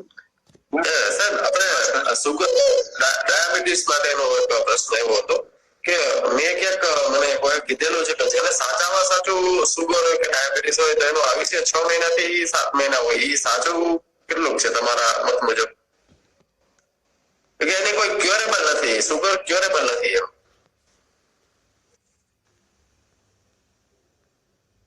કફોતા સાધ્ય પિત્તજા સદયાપ્યા ન સાધ્ય પવનાન ચતુષ્કા. આવું આપણે સૂત્રને છે ને કરીને લાઈફમાં એન્જોય કરતા. દાખલા તરીકે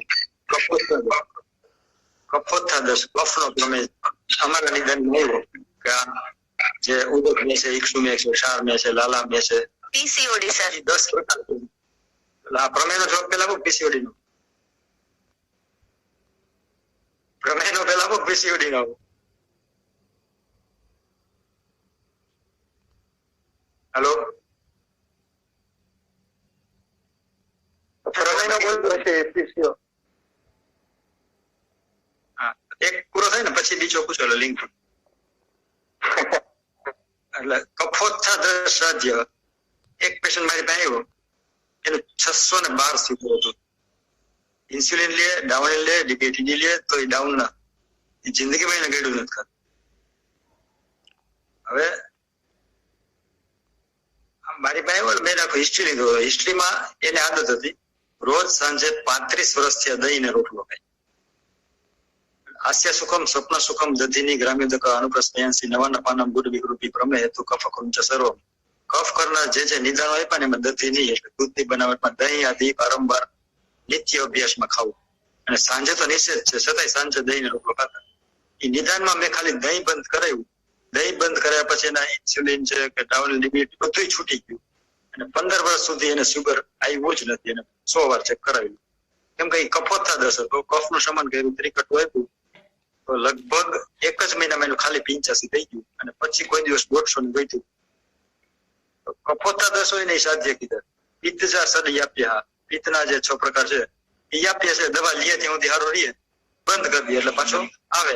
નસાધ્યા પવનાન ચતુષ્કા, એમાં મધુમેહ છે ને એ પવનાન ચતુષ્કા વાયુનો પ્રમેહમાં આવે. એટલે એ તમે દવા કરો કે ન કરો એ ન જ, પણ 6 મહિનામાં મરી જાય એવું મારે ક્યાંય વાંચવામાં નથી.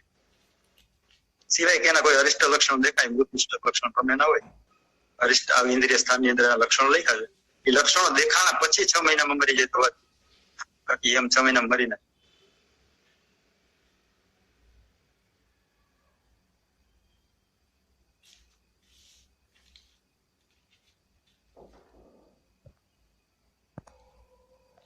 પીસીઓડી જે છે એ કોઈ ગ્રંથિ વાળો રોગ નથી કે તમે એમાં કાચના ડુગળ આપો ને વરુણાદી કોટ આપો ને એ ઉગડી જાય. ગ્રંથિ એને કહેવાય કે જે બહાર ગાંઠ આકારની દેખાતી. આભ્યંતર ગ્રંથિ જે આવી રીતના થતી હોય ને એને રસ ગ્રંથિ કહેવાય. પાણીની શિષ્ટ થતી હોય એ રસવ સ્રોતસની વિકૃતિ. એટલે રસવ સ્રોતસ જેનો બગડ્યો હોય ને એને પીસીઓડી ની તકલીફ થાય. એને ખાલી ચિત્રકારી વટીને આરોગ્ય આપો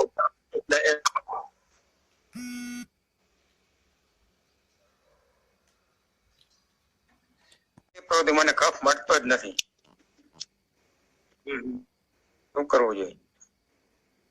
ઉંમર કેવી તમારી? 71 વર્ષ. 71. ભૂખ કેવી લાગે છે? 71 વર્ષ. ભૂખ લાગે છે? ભૂખ બહુ નથી લાગતી. ના, ભૂખ બહુ નથી લાગતી. બેઝિક મેં તમને અગ્નિની વાત કરી ને, કફમાં મંદ અગ્નિ હોય જ, એટલે મંદ અગ્નિ હોય એટલે કફ વધતો હોય. પછી બીજી વસ્તુ કફ નીકળે છે પીળો, સફેદ, લીલો કેવો હોય? એકદમ પાણી જેવો છે, સફેદ પારદર્શક સેડા જેવો સફેદ નીકળે, ક્યારેય પીળો નથી નીકળતો. બરોબર. લીલો કે લાલ લોહી પડે એમ એવું કઈ? ના, ક્યારેય નહીં. ઉધરસ આવે છે? ઉધરસ આવે. પછી જરાક ઉધરસ આવે તરત જ કફ નીકળી જાય, જરાકમાં ઘણી વખત નીકળે. તો જમીને છે ને શિવાક્ષર ચૂર્ણ અડધી ચમચી લેજો, બરોબર, એટલે પ્રોબ્લેમ સોલ્વ થઈ જાય તમારો. એમાં ત્રિકટુ આવી જાય શિવાક્ષરમાં. અને બીજું હરડેથી વાયુનું અનુલોમ છે, એમાં હરડે. અને બીજા ક્ષાર હોય ને કફને પીગાડી શિવાક્ષરની, એટલે સરળ ઉપાય છે. બાકી તો લક્ષ્મી વિલાસ લઘુ વિષ્ણુ એક બહુ દુનિયાની હોય, પણ એકદમ સિમ્પલ અને સરળ ઉપાય. શિવાક્ષર ચૂર્ણ તમે જમીને અડધી ચમચી લેવો ને થોડાક દિવસ, એટલે કફ મટી જશે. Thank you.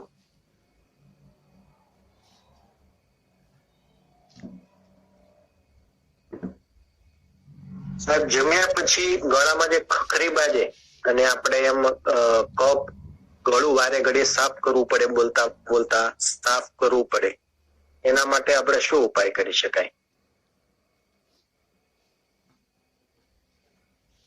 એમાં પેલા તો પેશન્ટ છે કૃષ્ણ છે કે સ્થૂળ છે, દુબળો છે કે જાડો છે, બેની અલગ અલગ ટ્રીટમેન્ટ.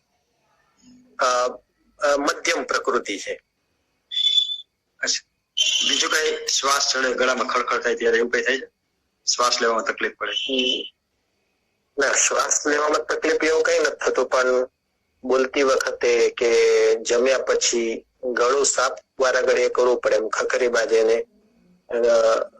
જેટલું જોરથી સ્ટ્રેન કરીને કાઢે તો પછી સારું લાગે, કાં તો કઈ ગરમ પીધું હોય તો સારું લાગે એમ.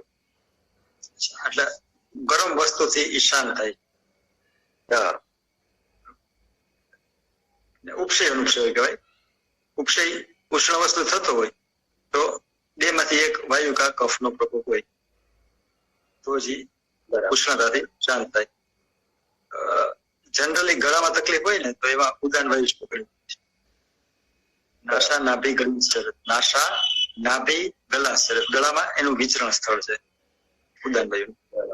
બરાબર. તો ઉદ્દાન વાયુ માટે અને ગળામાં આવું કફ કકડતો હોય તો હાંજે જમીને તમારે ત્રિફળા, જેઠીમધ અને અરડુસી આ ત્રણનું કોમ્બિનેશન કરી અને હાંજે જમીને રોજ 1 ચમચી લેવાનું અને 2 ચપટી ત્રિફળા ચૂર્ણ 2 કલાકે ચૂસવાનું, ડબ્બી ભરીને ખિસ્સામાં રાખવાની, 2 કલાક થાય એટલે ચપટી ચૂસી જવાની. બરાબર. મોર વારંવાર અનુકૂળ થાય લીધે રાખવાનું 2 ચપટી. અને હાંજે અરડુસી, ત્રિફળા અને જેઠીમધ આ ત્રણેયનો પાવડર 1 ચમચી લઈ લેવાનું, મિક્સ કરી. પાવડર ફોર્મમાં. હા, પાવડર ફોર્મમાં છે. પાવડર ફોર્મમાં છે ને પૂરી માત્રામાં જાય, 5-6 ગ્રામ જેટલો. 5-6 ગ્રામ તમને ઔષધ આપવું હોય તો એની 30-40 ગોળી થાય. એટલી ગોળી કોણ ખાય? 1 ચમચી લઈ લેવાય. બરાબર છે. ધન્યવાદ.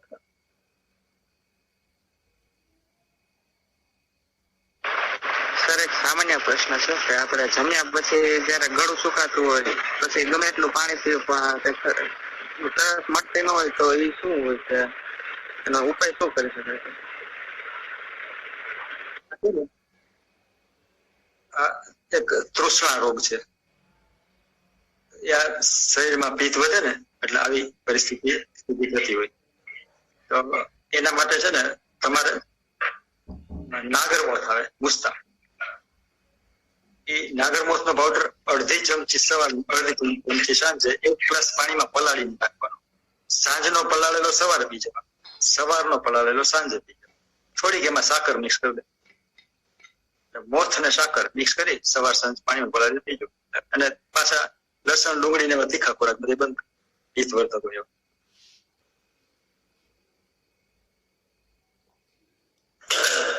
સાહેબ, રાત્રિના સમયમાં નાક બંધ થઈ ગયા હોય તો શું કરવું? એમ મારો એક પ્રશ્ન મને જ એવો થાય. નાશા ના નાક આખું રાત નિંદર ના આવે, ઘડીએ ઘડીએ શ્વાસ કરી શકે. બે માંથી કોઈ પણ એક નસકોરું બંધ થઈ જાય અને અવાજ ભેગો ચેન્જ થઈ જાય. સાંજે જમો છો કેટલા વાગે? સાંજે 7:30, 8:30 આસપાસ. એનાથી વહેલું થઈ શકે સૂરજની હાજરીમાં 6-7 વાગે? પણ ત્યારે સાહેબ ભૂખ જ ન લાગે.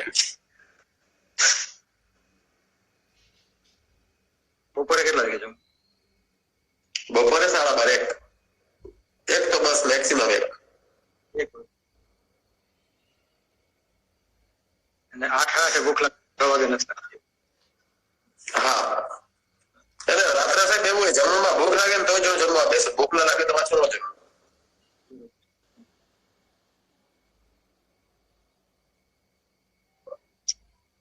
એક જ છે એમાં લવણ ભાસ્કર ચૂર્ણ છે ને એમાં અમ્લવેતસ આવે. અમ્લવેતસ છે ને એના 2 પર્યાયવાચી નામ છે, શતવેદી ને સહસ્ત્ર. એટલે નાશા નાક બંધ થઈ જાય ને એ બંધ થયેલા નાકને વેધન કરીને ખુલ્લું કરે, એ સહસ્ત્રવેદી, સતવેદી, અમ્લવેતસ. અમ્લવેતસ છૂટું બજારમાં ક્યાંય નહીં મળે, પણ એની બદલે લવણ ભાસ્કર ચૂર્ણમાં પુષ્કળ માત્રા. એટલે જમીને 2 ટાઈમ લવણ ભાસ્કર અડધી ચમચી લેવાનું. જનરલી બધા એને પાચનમાં ગેસમાં વાપરતા હોય, પણ આનાથી વારંવાર જે નાક બંધ થઈ જતું હોય ને ખુલી જાય. એટલે અડધી ચમચી 2 ટાઈમ લવણ ભાસ્કર ચૂર્ણ લેજો, થઈ જશે. જમીને તરત કે જમવાના અડધી કલાક પછી? જમીને તરત જ ઉપર છે. બરોબર. કઈ કંપનીનો સારામાં સારું? કંપનીના તો હું વાપરતો એટલે મને કઈ બજારની ખબર ન હોય, એમ બધી દવા ચાલે. લવણ ભાસ્કર કઈ આપી દેશે સ્ટોરમાં? બરોબર, આભાર સાહેબ. અને સાહેબ આપણે પેલું ઓલું આવે છે પેલું એલોપેથી ની અંદર ડ્રોપ, એવું કઈ આપણે ડ્રોપ આપણા આયુર્વેદામાં કે જે 1-2 ટીપા નાખો તરત ખોલ નાખે, એવું કઈ? ડ્રોપમાં તો એવું છે કે જે અમૃત બિંદુ કયા છે બનાવેલા, હવે એ કામ નથી કરતા. અમૃતધારા એ ટીપા છે ને એ જનરલી તેલ ને ઘી ના આયુર્વેદના હોય, પણ તેલ ને ઘી છે ને સામનીરામ અવસ્થા જોયા પછી આપવાની વસ્તુ છે. જો અણુ તેલ છે કે સદબિંદુ તેલ નહીં નાખો અને તરત તો નહીં જ ખુલે, પણ અઠવાડિયું નાખ્યા પછી જો ખુલી જતું હોય તો તમે નિરામ અવસ્થા, અને જો વધારે બંધ થઈ જાય તો સામ અવસ્થામાં છો તો તમારી વિધિસર ટ્રીટમેન્ટ છે ને લંઘન અને તૈયારી ક્રમથી ચાલુ કરો, લઘુ આહાર ઉપરથી લઈ. એ પેલા અણુ તેલ 1 અઠવાડિયું નાખી જુઓ, જો તકલીફ વધી જાય તો આને ઉપક્ષય અનુક્ષય ભેદેન ગુઢલિંગમ વ્યાધિ. ગુઢલિંગ એટલે વ્યાધિ હોય ને રહસ્યમય વ્યાધિ, એ ઉપક્ષય અનુક્ષય ભેદથી એનું નિદાન થાય. એટલે અણુ તેલના ટીપા નાખવાથી જો વાયુનો પેલા રોગ વધી જતો હોય તો સામ અવસ્થા, અને સમન થઈ જતું હોય તો નિરામ અવસ્થા. જો મટી ગયું અઠવાડિયું નાખવાથી તો કઈ કરવા નથી થતું. જો વૈદ્યું તો વિધિસર ટ્રીટમેન્ટ તમારા કોઈ નજીકના વૈદ હોય ને એને બતાવીને કરાવે. આભાર સાહેબ, આભાર. સાહેબ, બામ્બુ સ્પાઇન થઈ ગયો હોય ખૂબ જ વાયુના વિકૃતિને કારણે, બામ્બુ સ્પાઇન ગરદન અને કમર બંને લાકડા જેવી છે. અત્યારે અડદનો લોટનું કુંડલું બનાવીને માલકાંગણીનું તેલ નાખીએ છીએ તો થોડા હાડકા ઢીલા થયા છે 30-40%. તો એમાં કોઈ ખાસ બામ્બુ સ્પાઇનમાં બામ્બુ સ્પાઇન છે ને એ એક જાતનો દંડક ટાઈપનો રોગ. એટલે એની અંદર છે ને વાયુની જે આપણે વૃદ્ધિની વાત થઈ ને સંહિતામાં, આપણે ચિકિત્સા પેલા ચાલીસામાં, એ રીતના વાયુ વૃદ્ધિ પછી વાયુના પ્રકોપના લક્ષણ. વૃદ્ધિ થાય ને પછી પ્રકોપ થાય. પ્રકોપ થાય એટલે શું થાય? સ્વંસ, વ્યાધ, સ્વાપ, રૂપ, ક્રોધ, ભેદનમ, સંગ, અંગ, ભંગ, વર્ત, હર્ષ, તર્ષણમ, આ બધા પ્રકોપિત વાયુના છે. પ્રકોપિત વાયુ હોય ને ત્યારે સ્નેહપાન આભ્યંતર કરવો પડે અને બાહ્ય પાન કરવું પડે. એટલે અંદર મહારાષ્ટ્રની અંદર તલનું તેલ નાખી અંદર માટે સાહેબ આભ્યંતર સ્નેહન, તમે જે રીતના બહાર સ્નેહન કરો છો ને, માલિશ કરો છો ને, એ રીતના આભ્યંતર સ્નેહન કરવું. આભ્યંતર સ્નેહન એટલે મહારાષ્ટ્રના દિક્વાતની અંદર અથવા વાત સામક દશમૂલ વાત કેવા વાયુના સમાંતર એવા ઉકાળા હોય ને, એની અંદર તેલ અથવા ઘી 4 ચમચી નાખીને રોજ પીવાનું. જો તમે વાયુ પ્રકૃતિના હોય, પ્રકૃતિ જોવી પડે તો તેલ નાખવાનું, પિત્ત પ્રકૃતિના હોય તો ઘી નાખવાનું. આભ્યંતર સ્નેહન કરવાની જેવી રીતના લાકડું હોય ને, લાકડું એની તમે માલિશ ને તેલ બેલ પાઈને ગરમ કરો ને તો વાળવું એવું વાળી શકો. ઓકે. તો આજ જે રીતના તમે બહાર કરો છો ને એવી રીતના આભ્યંતર અંદર દશમૂલ ની અંદર સ્નેહ દ્રવ્ય નાખવાનું. એટલે જો તમે ગૌર વર્ણ ના હોય, અકાળ વાળ ખરેલા હોય, પિત્ત પ્રકૃતિના હોય તો તમારે ઘી નાખવાનું, અને વાયુ પ્રકૃતિ તો તમારે તેલ નાખવાનું. ઓકે. અને સ્નેહન સ્વેદન બે થવું જોઈએ. ખાલી થોડુંક શેકી થવું એટલે ગરમ શ્વાસ લેવાનો છે. Okay okay, thank you sir. Hello. હા નમસ્કાર સાહેબ. હા નમસ્કાર. મારે એ પ્રોબ્લેમ છે, આપણે વાહામાં ને બાવણા પાસે ફોડકી જેવું થાય છે લાલ. ફોડકી જો ચીરકાલીન હોય, લાંબા સમય સુધી રહેતી હોય તો શ્લેષ્મિક હોય, કફની. એટલે જો લાંબા સમય સુધી કફની હોય ને એમાં ખંજવાળ આવતી હોય છે. કોક ખંજોર આવે એટલે તો તમે એને પછી ગરમી સમજીને ઠંડા ઉપચાર કરી રાખો ને તો એ વધશે. એમાં તમારે છે ને મહામંજીષ્ઠાદિક વાત ઉષ્ણવીર્ય હોય, ગરમ હોય, એ મહામંજીષ્ઠાદિક વાત લઈના કોઠે રોજ પીવાનું. અને મંજીષ્ઠાદિક વાત બરોબર ઉકાળીને પીવાનો. તૈયાર ઓલો કંપનીનો પકડાવી દે તો એ લેતા નહીં, કેમ કે તૈયાર ઉકાળું પીવું ને કે ગટરનું પાણી પીવો બે હરખો. ક્વાથનો નિયમ સંહિતામાં એવો લખ્યો છે કે 12 કલાક થાય એટલે ક્વાથ ઇનવેરિયેબલ એની શક્તિ વહી જાય 12 કલાક. આ તો 12 મહિના ને 12 વર્ષ જૂના ઉકાળા. એટલે એ ક્યાંથી આપણે તાજ ગમે આયુર્વેદિક સ્ટોરમાં જાઓ એટલે મંજી વાળી વાત ઉકાળીને પીવાનું, ઉકાળો કરીને પીવાનું. હા સાહેબ, રમજુભાઈ બોલો. નમસ્તે સાહેબ. નમસ્તે સાહેબ, આજે છાતીમાં ફોડલા થતા હોય એને કિલોઇડ કહે છે એલોપેથિકમાં સાહેબ. અને આયુર્વેદમાં કોઈ એવો ચોક્કસ ઈલાજ ખરો સાહેબ? કોઈ વાગવાથી થતા હોય તો પછી એકની બાજુમાં બીજો અને બીજાની બાજુમાં ત્રીજો, અને પાણી નીકળ્યા કરે, ક્યારેક રસી નીકળે, ક્યારેક લોહી નીકળે, અને રાત્રિના ભાગમાં ખંજવાળ વધારે આવે. આના વિશે મને એનો જરાય અનુભવ નથી, અને મારી પાસે કોઈ આવે ને તો હું એને હાથ જોડીને ના પાડું. અચ્છા સાહેબ, થેન્ક યુ. શું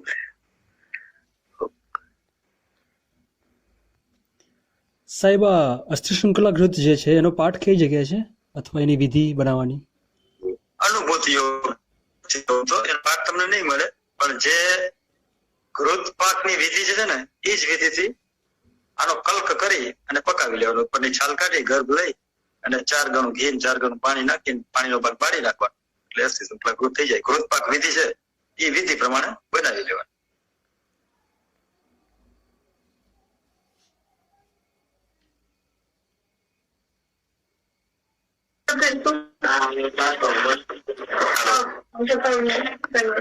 નમસ્તે સાહેબ, કુકાવથી હસમુખભાઈ જુલાસના બોલું છું. મારે પિત્તાશયમાં પથરી છે અને સામાન્ય ખોરાક ખાધો હોય છતાં પણ ગેસની તકલીફ થાય. એટલે ગેસ એટલે માથું સખત દુખે અને ઉલટી થાય, અને ઉલટી થાય ત્યારે શું કહેવાય અને કઈક ઉજાગરો થયો તો બહુ સખત દુખે માથું. આવું 2-3 દિવસે થયા કરે છે. એટલે તો પિત્તાશયની તકલીફને કારણે થતું હોય કે ગેસ પ્રકૃતિમાં થતું હોય કે પિત્તાશયમાં પથરી છે એની સાઈઝ કેવડી? એક 5 mm છે અને બીજી 3-4 નાની છે.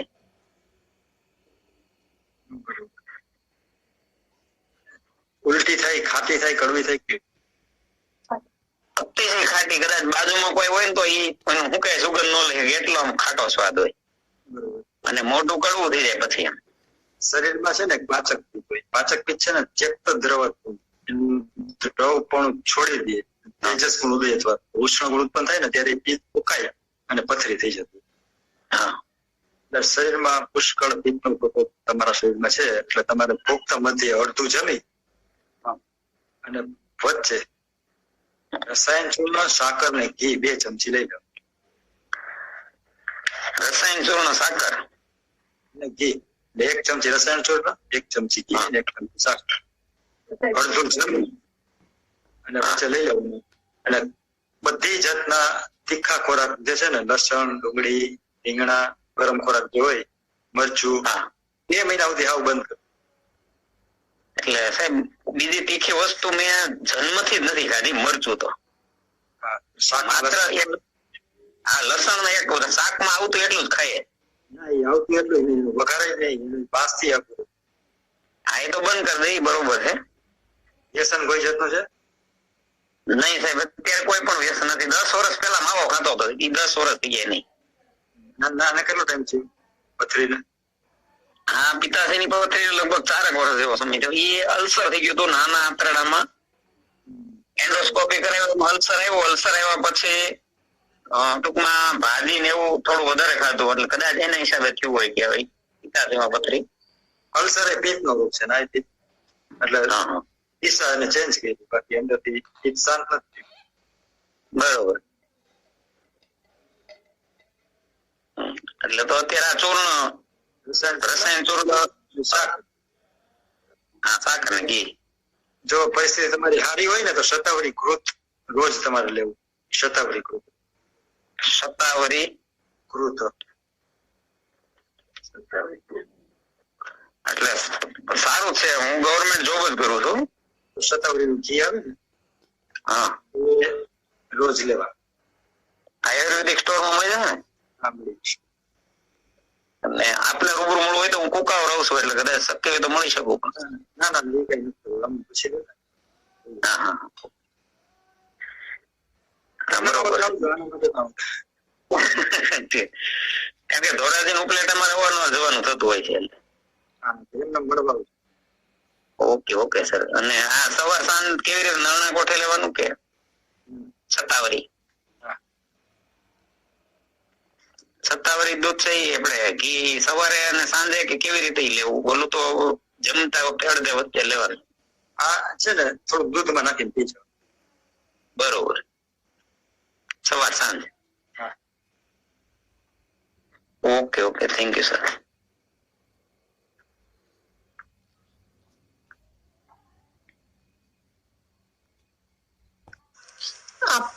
આપણે છે ને ઘણા એજેડ પેશન્ટ જોયા હોય કે જેના શરીરમાં વાતની વસ્તુ વધારે હોય, એટલે કે એ લોકો મેમરીમાં થોડું એમને લોસ થતું હોય, ચાલવામાં બહુ સ્લો થઈ ગયા હોય, બધી એક્શન્સ એમને સ્લો થવા લાગે. અને સાથે તમે એમ કીધું હતું કે વાત માટે આપણે વાત સામક આપીએ, પણ સપોઝ એમને પિત્ત પણ સાથે હોય, સપોઝ એસિડિટી ને એવું, તો એ લોકોની ટ્રીટમેન્ટ કઈ રીતે હોય છે? એ છે ને એ વાતપિત્ત સામે છે, વાયુપિત્ત બેયનું છે. પછી મધુર રસ છે ને ગળ્યો રસ, મધુર રસ એ વાયુપિત્ત બેયનું શમન કરે. મધુર રસ વાળી ઔષધિ હોય ને એ લઈ શકાય, એ વાયુપિત્ત બેયને શાંત. અચ્છા, પણ ઓકે, પણ તો આનાથી શું એનું પરમાનન્ટ સોલ્યુશન થાય છે કે આ ટેમ્પરરી થાય છે? જે લોકોની મોશન સ્લો થઈ જાય, આપણે જોઈએ કે વેટ લોસ થતું હોય, એ લોકોને ભલે અશ્વગંધા આપતા હોય, કંઈ પણ આપતા હોય, પ્રોટીન પાવડર્સ, પણ વેટ ઇન્ક્રીઝ ના થતું હોય, તો આની માટે કઈ પરમાનન્ટ સોલ્યુશન છે કે આ ટેમ્પરરી બેઝ જ છે કે આપણે એને ટ્રીટમેન્ટ કરીશું? ઉંમર કેવડી છે? એ પેશન્ટ હશે અરાઉન્ડ 70-75. તો એની સિમ્ટોમેટિક મેનેજમેન્ટ થઈ શકે, એ પરમેનન્ટ સોલ્યુશન એનું થઈ જ ન શકે. વાયુના રોગ છે ને એ વૃદ્ધાવસ્થામાં વાયુનો પ્રકોપ નેચરલી થતો હોય, એનું મેનેજમેન્ટ જ થાય. દાખલા તરીકે બાળકોના કફના રોગ હોય ને એનું મેનેજમેન્ટ થાય, યુવા થાય એટલે બધા કફના રોગ હોય. પિત્તના રોગ યુવા અવસ્થામાં થવાના અલગ અલગ ટાઈપના, યુવા અવસ્થા પૂરી થાય પિત્તના રોગ વયા જાય. એ રીતના વાયુના રોગ છે ને એ વૃદ્ધાવસ્થામાં થતા અલગ અલગ ટાઈપના. એનું મેનેજમેન્ટ કરીએ, કોઈ કસારો અટકાવી. લિંગે ક્ષીણે અનિલે, લિંગે ક્ષીણે અનિલે, લક્ષણો ક્ષીણે અનિલે. વાયુ ક્ષીણ થાય ને, વાયુ કુપિત થાય ને, વાયુ ઘટી હોય જાય. વાયુ જયારે ઘટી જાય ને ત્યારે સાદો અંગસ્ય શોષિતે હિતમ સંજ્ઞા મોહસ તથા શ્લેષ્મ વૃદ્ધિ આમય લક્ષણ. એટલે વાયુ ક્ષીણ થાય ત્યારે શરીર ના બધા અંગ છે ને પોતપોતાનું કર્મ કરી નથી શકતા, ઢીલા થઈ જાય. પછી બોલવાનું તથા શરીરની ક્રિયા છે ને બધી, બોલવાનું શરીર બધી ક્રિયાની ઓછી થવા માંડે, સંજ્ઞા નાશ, બુદ્ધિ બેર મારી જાય. કફવૃદ્ધિ થવાના જે લક્ષણો હોય ને, કફવૃદ્ધિ આમય લક્ષણ, એ બીજા લક્ષણો પણ દેખાય. પણ આ એના મેઇન લક્ષણ છે કે વાયુ ક્ષીણ થાય ને શરીરમાંથી એટલે બધી એની એક્ટિવિટી સ્લો થઈ જાય અને યાદ શક્તિ ઓછી થઈ જાય. એને આની અંદર આપણે વાયુ વધારવો પડે. અને વાયુ વધારવા માટે છે ને તો એને થોડાક તીખા ઔષધિઓ આપવી પડે. ગરમ ઔષધિ હોય ને, વિસ્તૃત છે, મરી છે, સૂંઠ છે અને જ્યોતિષમતી છે, એ વાયુનું શમન કરે એવું આપીએ.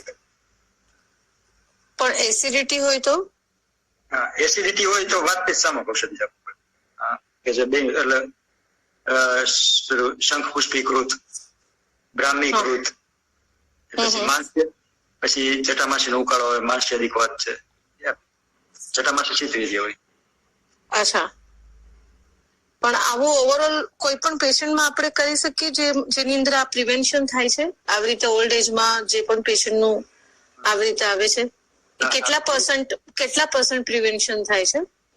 પ્રિવેન્શન તો બધાયમાં થાય, કેમ કે રસાયણ ચિકિત્સા છે. રસાયણ ચિકિત્સા એટલે જરા ચિકિત્સા. વૃદ્ધત્વ જે અટકાવી તો ન શકાય, પણ એની જે ગતિ છે ને સ્લો કરી વૃદ્ધત્વ. કેમ કે અવશ્ય ભાવી રોગ કેટલા કીધા, અવશ્ય ભાવી એટલે થશે ભૂખ, તરસ, વૃદ્ધત્વ, સિરિયસલી શરીર જે સતત શરીરનું ક્ષરણ થાય છે એ જ શરીર, એટલે શરીર ઘૂસાવાનું જવાનું. પણ જે રસાયણ ઔષધિ છે ને એ વૃદ્ધત્વને જે પ્રક્રિયા છે એજિંગ પ્રોસેસ એને સ્લો કરી, બંધ ના કરી. એ બધી રસાયણ ચિકિત્સા, જરા ચિકિત્સા કરી છે. આયુર્વેદમાં 8 પ્રકારની ચિકિત્સા છે: કાય, બાલ, શલ્ય, દંષ્ટા, જરા, વૃષાણ. એમાં જરા એટલે વૃદ્ધત્વ. જે વૃદ્ધત્વની ગતિને સ્લો કરે એ બધી જરા ચિકિત્સા.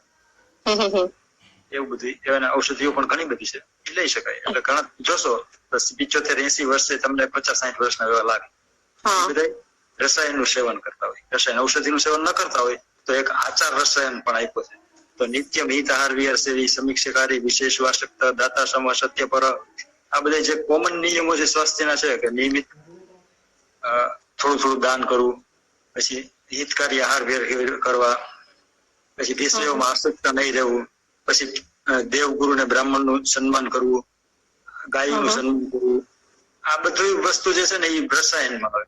એટલે સદવ્રત રસાયણ છે, બીજું એક આચાર રસાયણ છે. એટલે આચાર વિચાર થી પણ ભક્તિ યોગ છે, ભક્તિ જુવાન છે, એટલે એ લોકો એનું વૃદ્ધત્વ અટકાવી શકે, લાંબુ જુવાની લાંબી કરી શકે. આયુષ્ય તો જેટલું હોય એટલું જ થાય, પણ જે વૃદ્ધત્વના લક્ષણો હોય ને એ ઓછા કરી. તો આમાં આપણે દીપન પાચન આપી શકાય લોકોને? કેમ કે એ લોકોની એપિટાઇટ તો બહુ ઓછી થઈ ગઈ હોય છે. તો દીપન પાચન હોય ને, ઔષધિ અમુક શીતવીર્ય હોય એ દીપન પાચન. અચ્છા, શીતળ છે.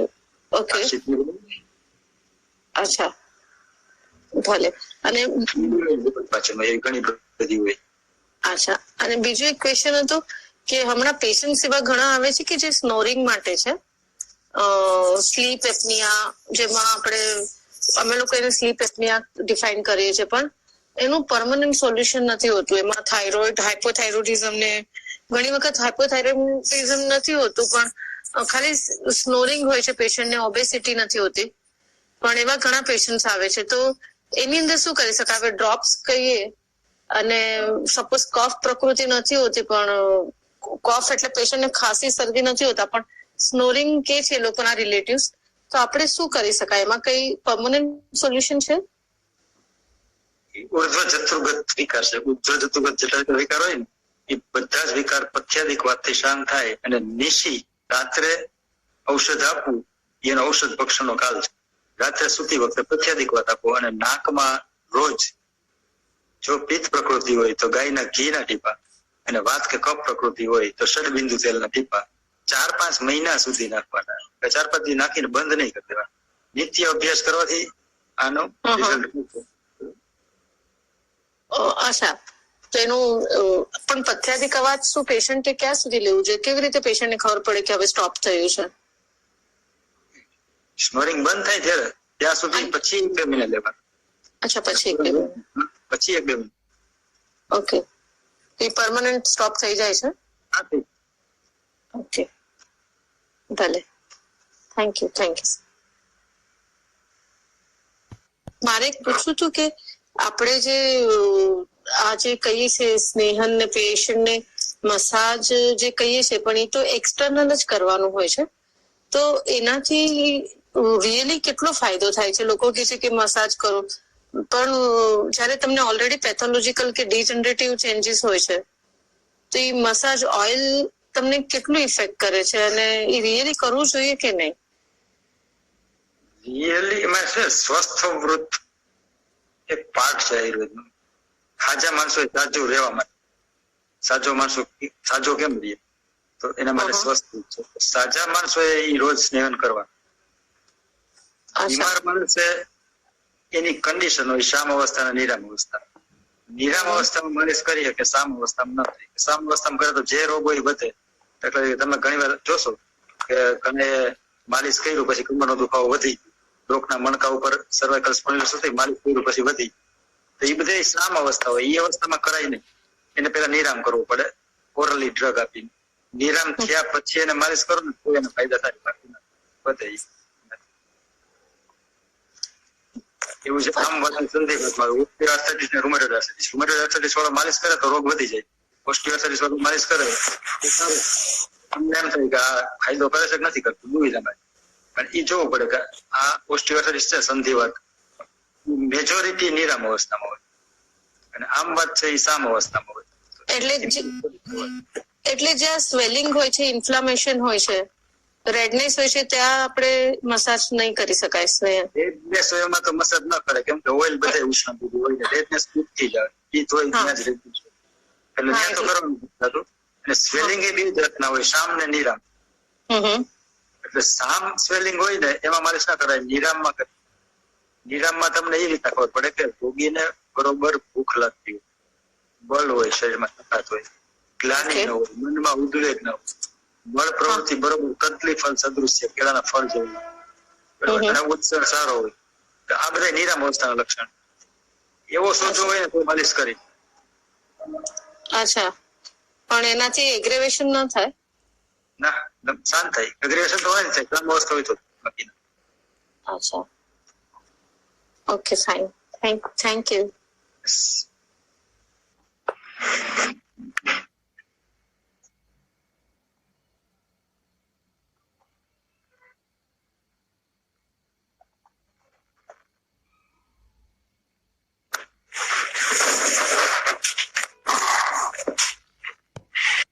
મારે કેતકી ના ઉપયોગ વિશે જાણવું હતું. કેતકી નો ઉપયોગ તો છે ને, અમે ભણતા જે રસ ગુણ્ય વીર્ય વિપાકના પ્રભાવ એના કેવા હોય, રસ પંચી કેવું હોય, એટલા કોર્સ મેં કર્યો છે અને પછી કોઈ દિવસ કર્યો નથી, એટલે મને ખબર નથી. ઈ તમે જે ભણતા હતા ને જે હતું એ તો કયો યાદ નથી, થિયરિકલ પ્રેક્ટિકલ પણ થિયરિકલ કયો તો ખરા સાહેબ. ના એ ખોટું બોલવું ને અધૂરું બોલવું એના કરતા નથી. તમે ખોટું બોલતા નથી, મને ખબર છે સાહેબ. તમે ખોટું નથી બોલતા. પછી પૂરી શંકા ના બોલે. ધન્યવાદ મેહુલભાઈ. આ જે વાયુપીત કફ એના પ્રકારો, એના ગુણો ને સૂક્ષ્મ જે ભેદ બતાવ્યા, એ કઈ બુદ્ધિ કામ કરે છે એટલું આપણે તો એનું પામી ન કે પણ કઈ બુદ્ધિ આ લેવલે એ લોકોએ બતાવી કે એ આયુર્વેદ છે ને એમાં કોઈ બુદ્ધિનું લેવલ માપવાની જરૂર નથી. આખો આત્મા ઉપરના જે કર્મના થર લાગેલા છે ને, આત્મા પોતે છે ને જ્ઞાન છે, જ્ઞાન રૂપે સ્વયં પ્રકાશિત છે અને જ્ઞાનનો ભંડાર છે. કેવું જ્ઞાન છે એમાં? તો એક જ સમયમાં એટલે સેકન્ડનો કરોડો ભાગ, એટલા સમયની અંદર જગતના બધા જીવના 3 કાળ જોઈએ. સમજ્યા તમે? સેકન્ડનો કરોડો ભાગ એને એક સમય કહેવાય. એ એક સમયની અંદર 3 લોકના બધા જીવના 3 કાળ જોઈએ કે એ આત્રેયાદી ઋષિની તાકાત. કેમ કે કર્મ ઉપરના જે આત્મા ઉપરના કર્મના મેલ લાગેલા હતા ને એ બધા ખુલ્લા કર્મિકા, એટલે આ સ્વયં એક ઓટો પ્રોસેસ છે. જેમ જેમ તમારા કર્મ ઓછા થાય ને એમ તમારી યાદ શક્તિ વધતી જાય, જ્ઞાન વધતું જાય અને સ્ફુરણા થાય.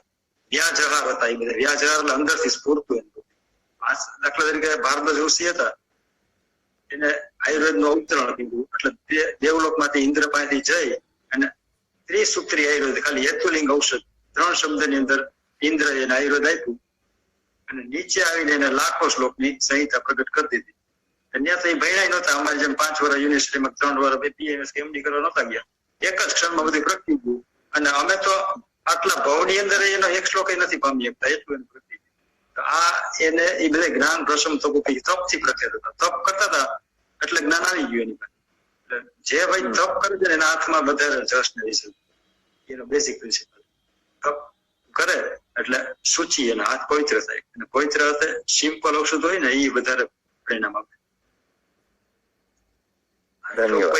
બુદ્ધિ નથી દોડાવી, ખાલી પોતાના તપના બળથી આયુર્વેદ નું અવતરણ કર્યું, એને રચના નથી. જે સ્વરૂપે ઇન્દ્ર આપ્યું હતું એ સ્વરૂપે અહીં બધે, અને પછી એના બેનિફિટ લેવાય રોકાણા નહીં, પૈદું ચાલુ કર્યું, એ તો પાછા તપમાં બેસી ગયા.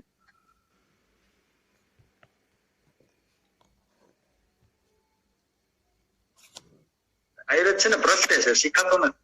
કોઈ શીખવાડી ના શકે, પ્રગટાવી શકે ગુરુ હોય ને. વાહ સાહેબ વાહ.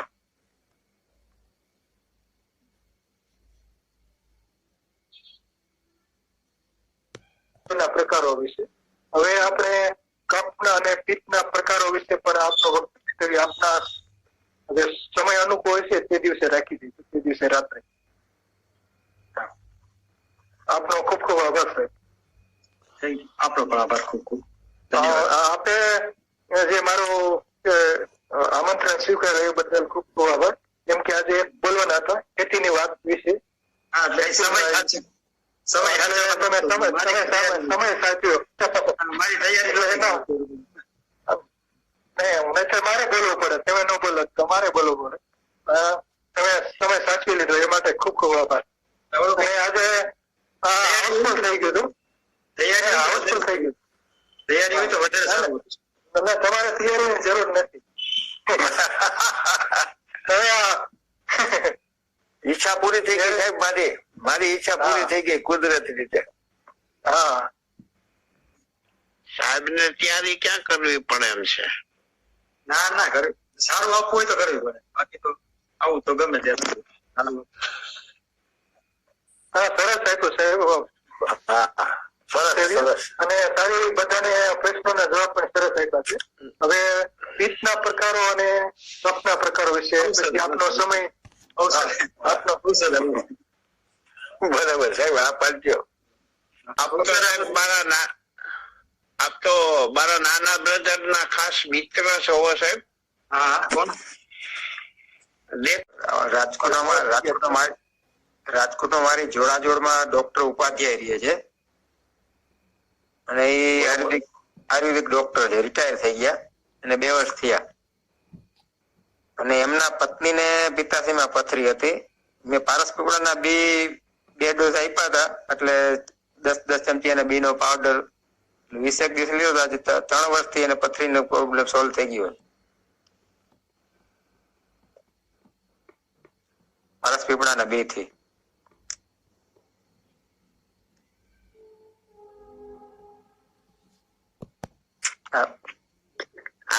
પિત્તાશયની પથરી માટે પારસ પીપળાના બી છે, કેવી રીતે લેવાના છે? પારસ પીપળાના બી છે ને, પારસ પીપળા તમે જોયું હશે ને, એના ફળ તો જોયા હશે ને, પારસ પીપળાના ફળ. એના બી લઈને એક ચમચી જેટલો પાવડર સવારના ભાગમાં નૈણા કોઠે બ્રશ કર્યા વગર દૂધ સાથે લઈ લેવાનો. બરોબર. અને આવજો તે મારા મિત્ર છે મનુભા વિસરાણીની વાડી અને પારસ પીપળા વાવ્યા છે અને જામનગર બહુ એને પારસ પીપળા વવડાવ્યા છે સિટીમાં. અવારનો અહીંયાથી બી પારસ પીપળા મગાવેલો છે, એના ફળ મગાવેલો છે. 1 ચમચી પાવડર અને 2 વખત આપ્યા હતા મેં એને. 20 દિવસમાં આજે 3 વર્ષ થયા, હજી સુધી કોઈ પ્રોબ્લેમ નથી થયો. મારે પિત્તાશયની પથરી છે એટલે મેં સાહેબને હમણાં પ્રશ્ન પૂછ્યો હતો, એટલે જ મને જાણવા મળ્યો, એટલે મેં તમને વાત કરી. મેં સાંભળ્યું હતું ને, એટલે અમારો જાત અનુભવ છે. આવી રીતે જે મનુભા વિસરાણી છે ને, જામનગરમાં ટેલિફોનમાં રિટાયર થયા છે, મારી સાથે જ નોકરી, અમે બધા મિત્રો છીએ. એને એક જ કુટુંબ, સંઘવી કુટુંબ કરીને છે, 5 ફેમિલીના 5 મેમ્બરને પિત્તાશય, 5 મેમ્બરની પથરી આનાથી મટી ગઈ છે. બરોબર. ના ચોક્કસ. મને તમે દિવસમાં મને ક્યારેક યાદ કરજો, મને મનુભાઈ વિસરાણીનો નંબર આપ્યો, તમે ડાયરેક્ટ તાજા ફળ મોકલી દેશે. એ બહુ મજાના માણસ છે, પોતાના ખર્ચે આંગળીઓ કરી દેવા માણસ છે. ના એટલે અહીં ગામમાં જ હું જ્યાં રહું છું ત્યાં પારસ પીપળો તો છે જ સાહેબ. આ તો કઈ પ્રશ્ન નથી આવતો સાહેબ. એટલે સુકવીને એનો પાવડર કરીને 1 ચમચી સવારે લેવાનું દૂધ. પારસ પીપળાના બી કાઢવાના, છોતરા બધા જવા દેવાના. બી નો પાવડર કરી નાખવાનો. બરોબર. એટલો બને એટલો ઝીણો, સવારે નૈણા કોઠે લઈ લેવાનો. પાણી સાથે લ્યો ને? દૂધ સાથે લે. અમે દૂધ સાથે મોટે ભાગે આપીએ છીએ. હા, દૂધ સાથે લઈશું. બરોબર.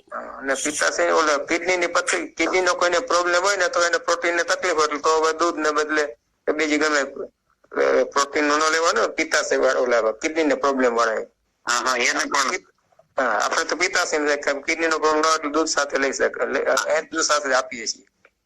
બરોબર. પછી પાણી ખૂબ પીવાનું શક્ય એટલું. એટલે લોટ ઓફ કેસીસ છે અમારી લાઈફમાં, મનુભા વિસરાણી મારી લાઈફમાં. ના સરસ. આભાર સાહેબ, તમે માહિતી આપી. આમાં ક્યાં ભાઈ આપણે એકબીજા દેવાનું કઈ લઈ લો ને, આભાર નો પ્રશ્ન આવે છે પેલા. ના એ વાત સાચી છે. સરસ.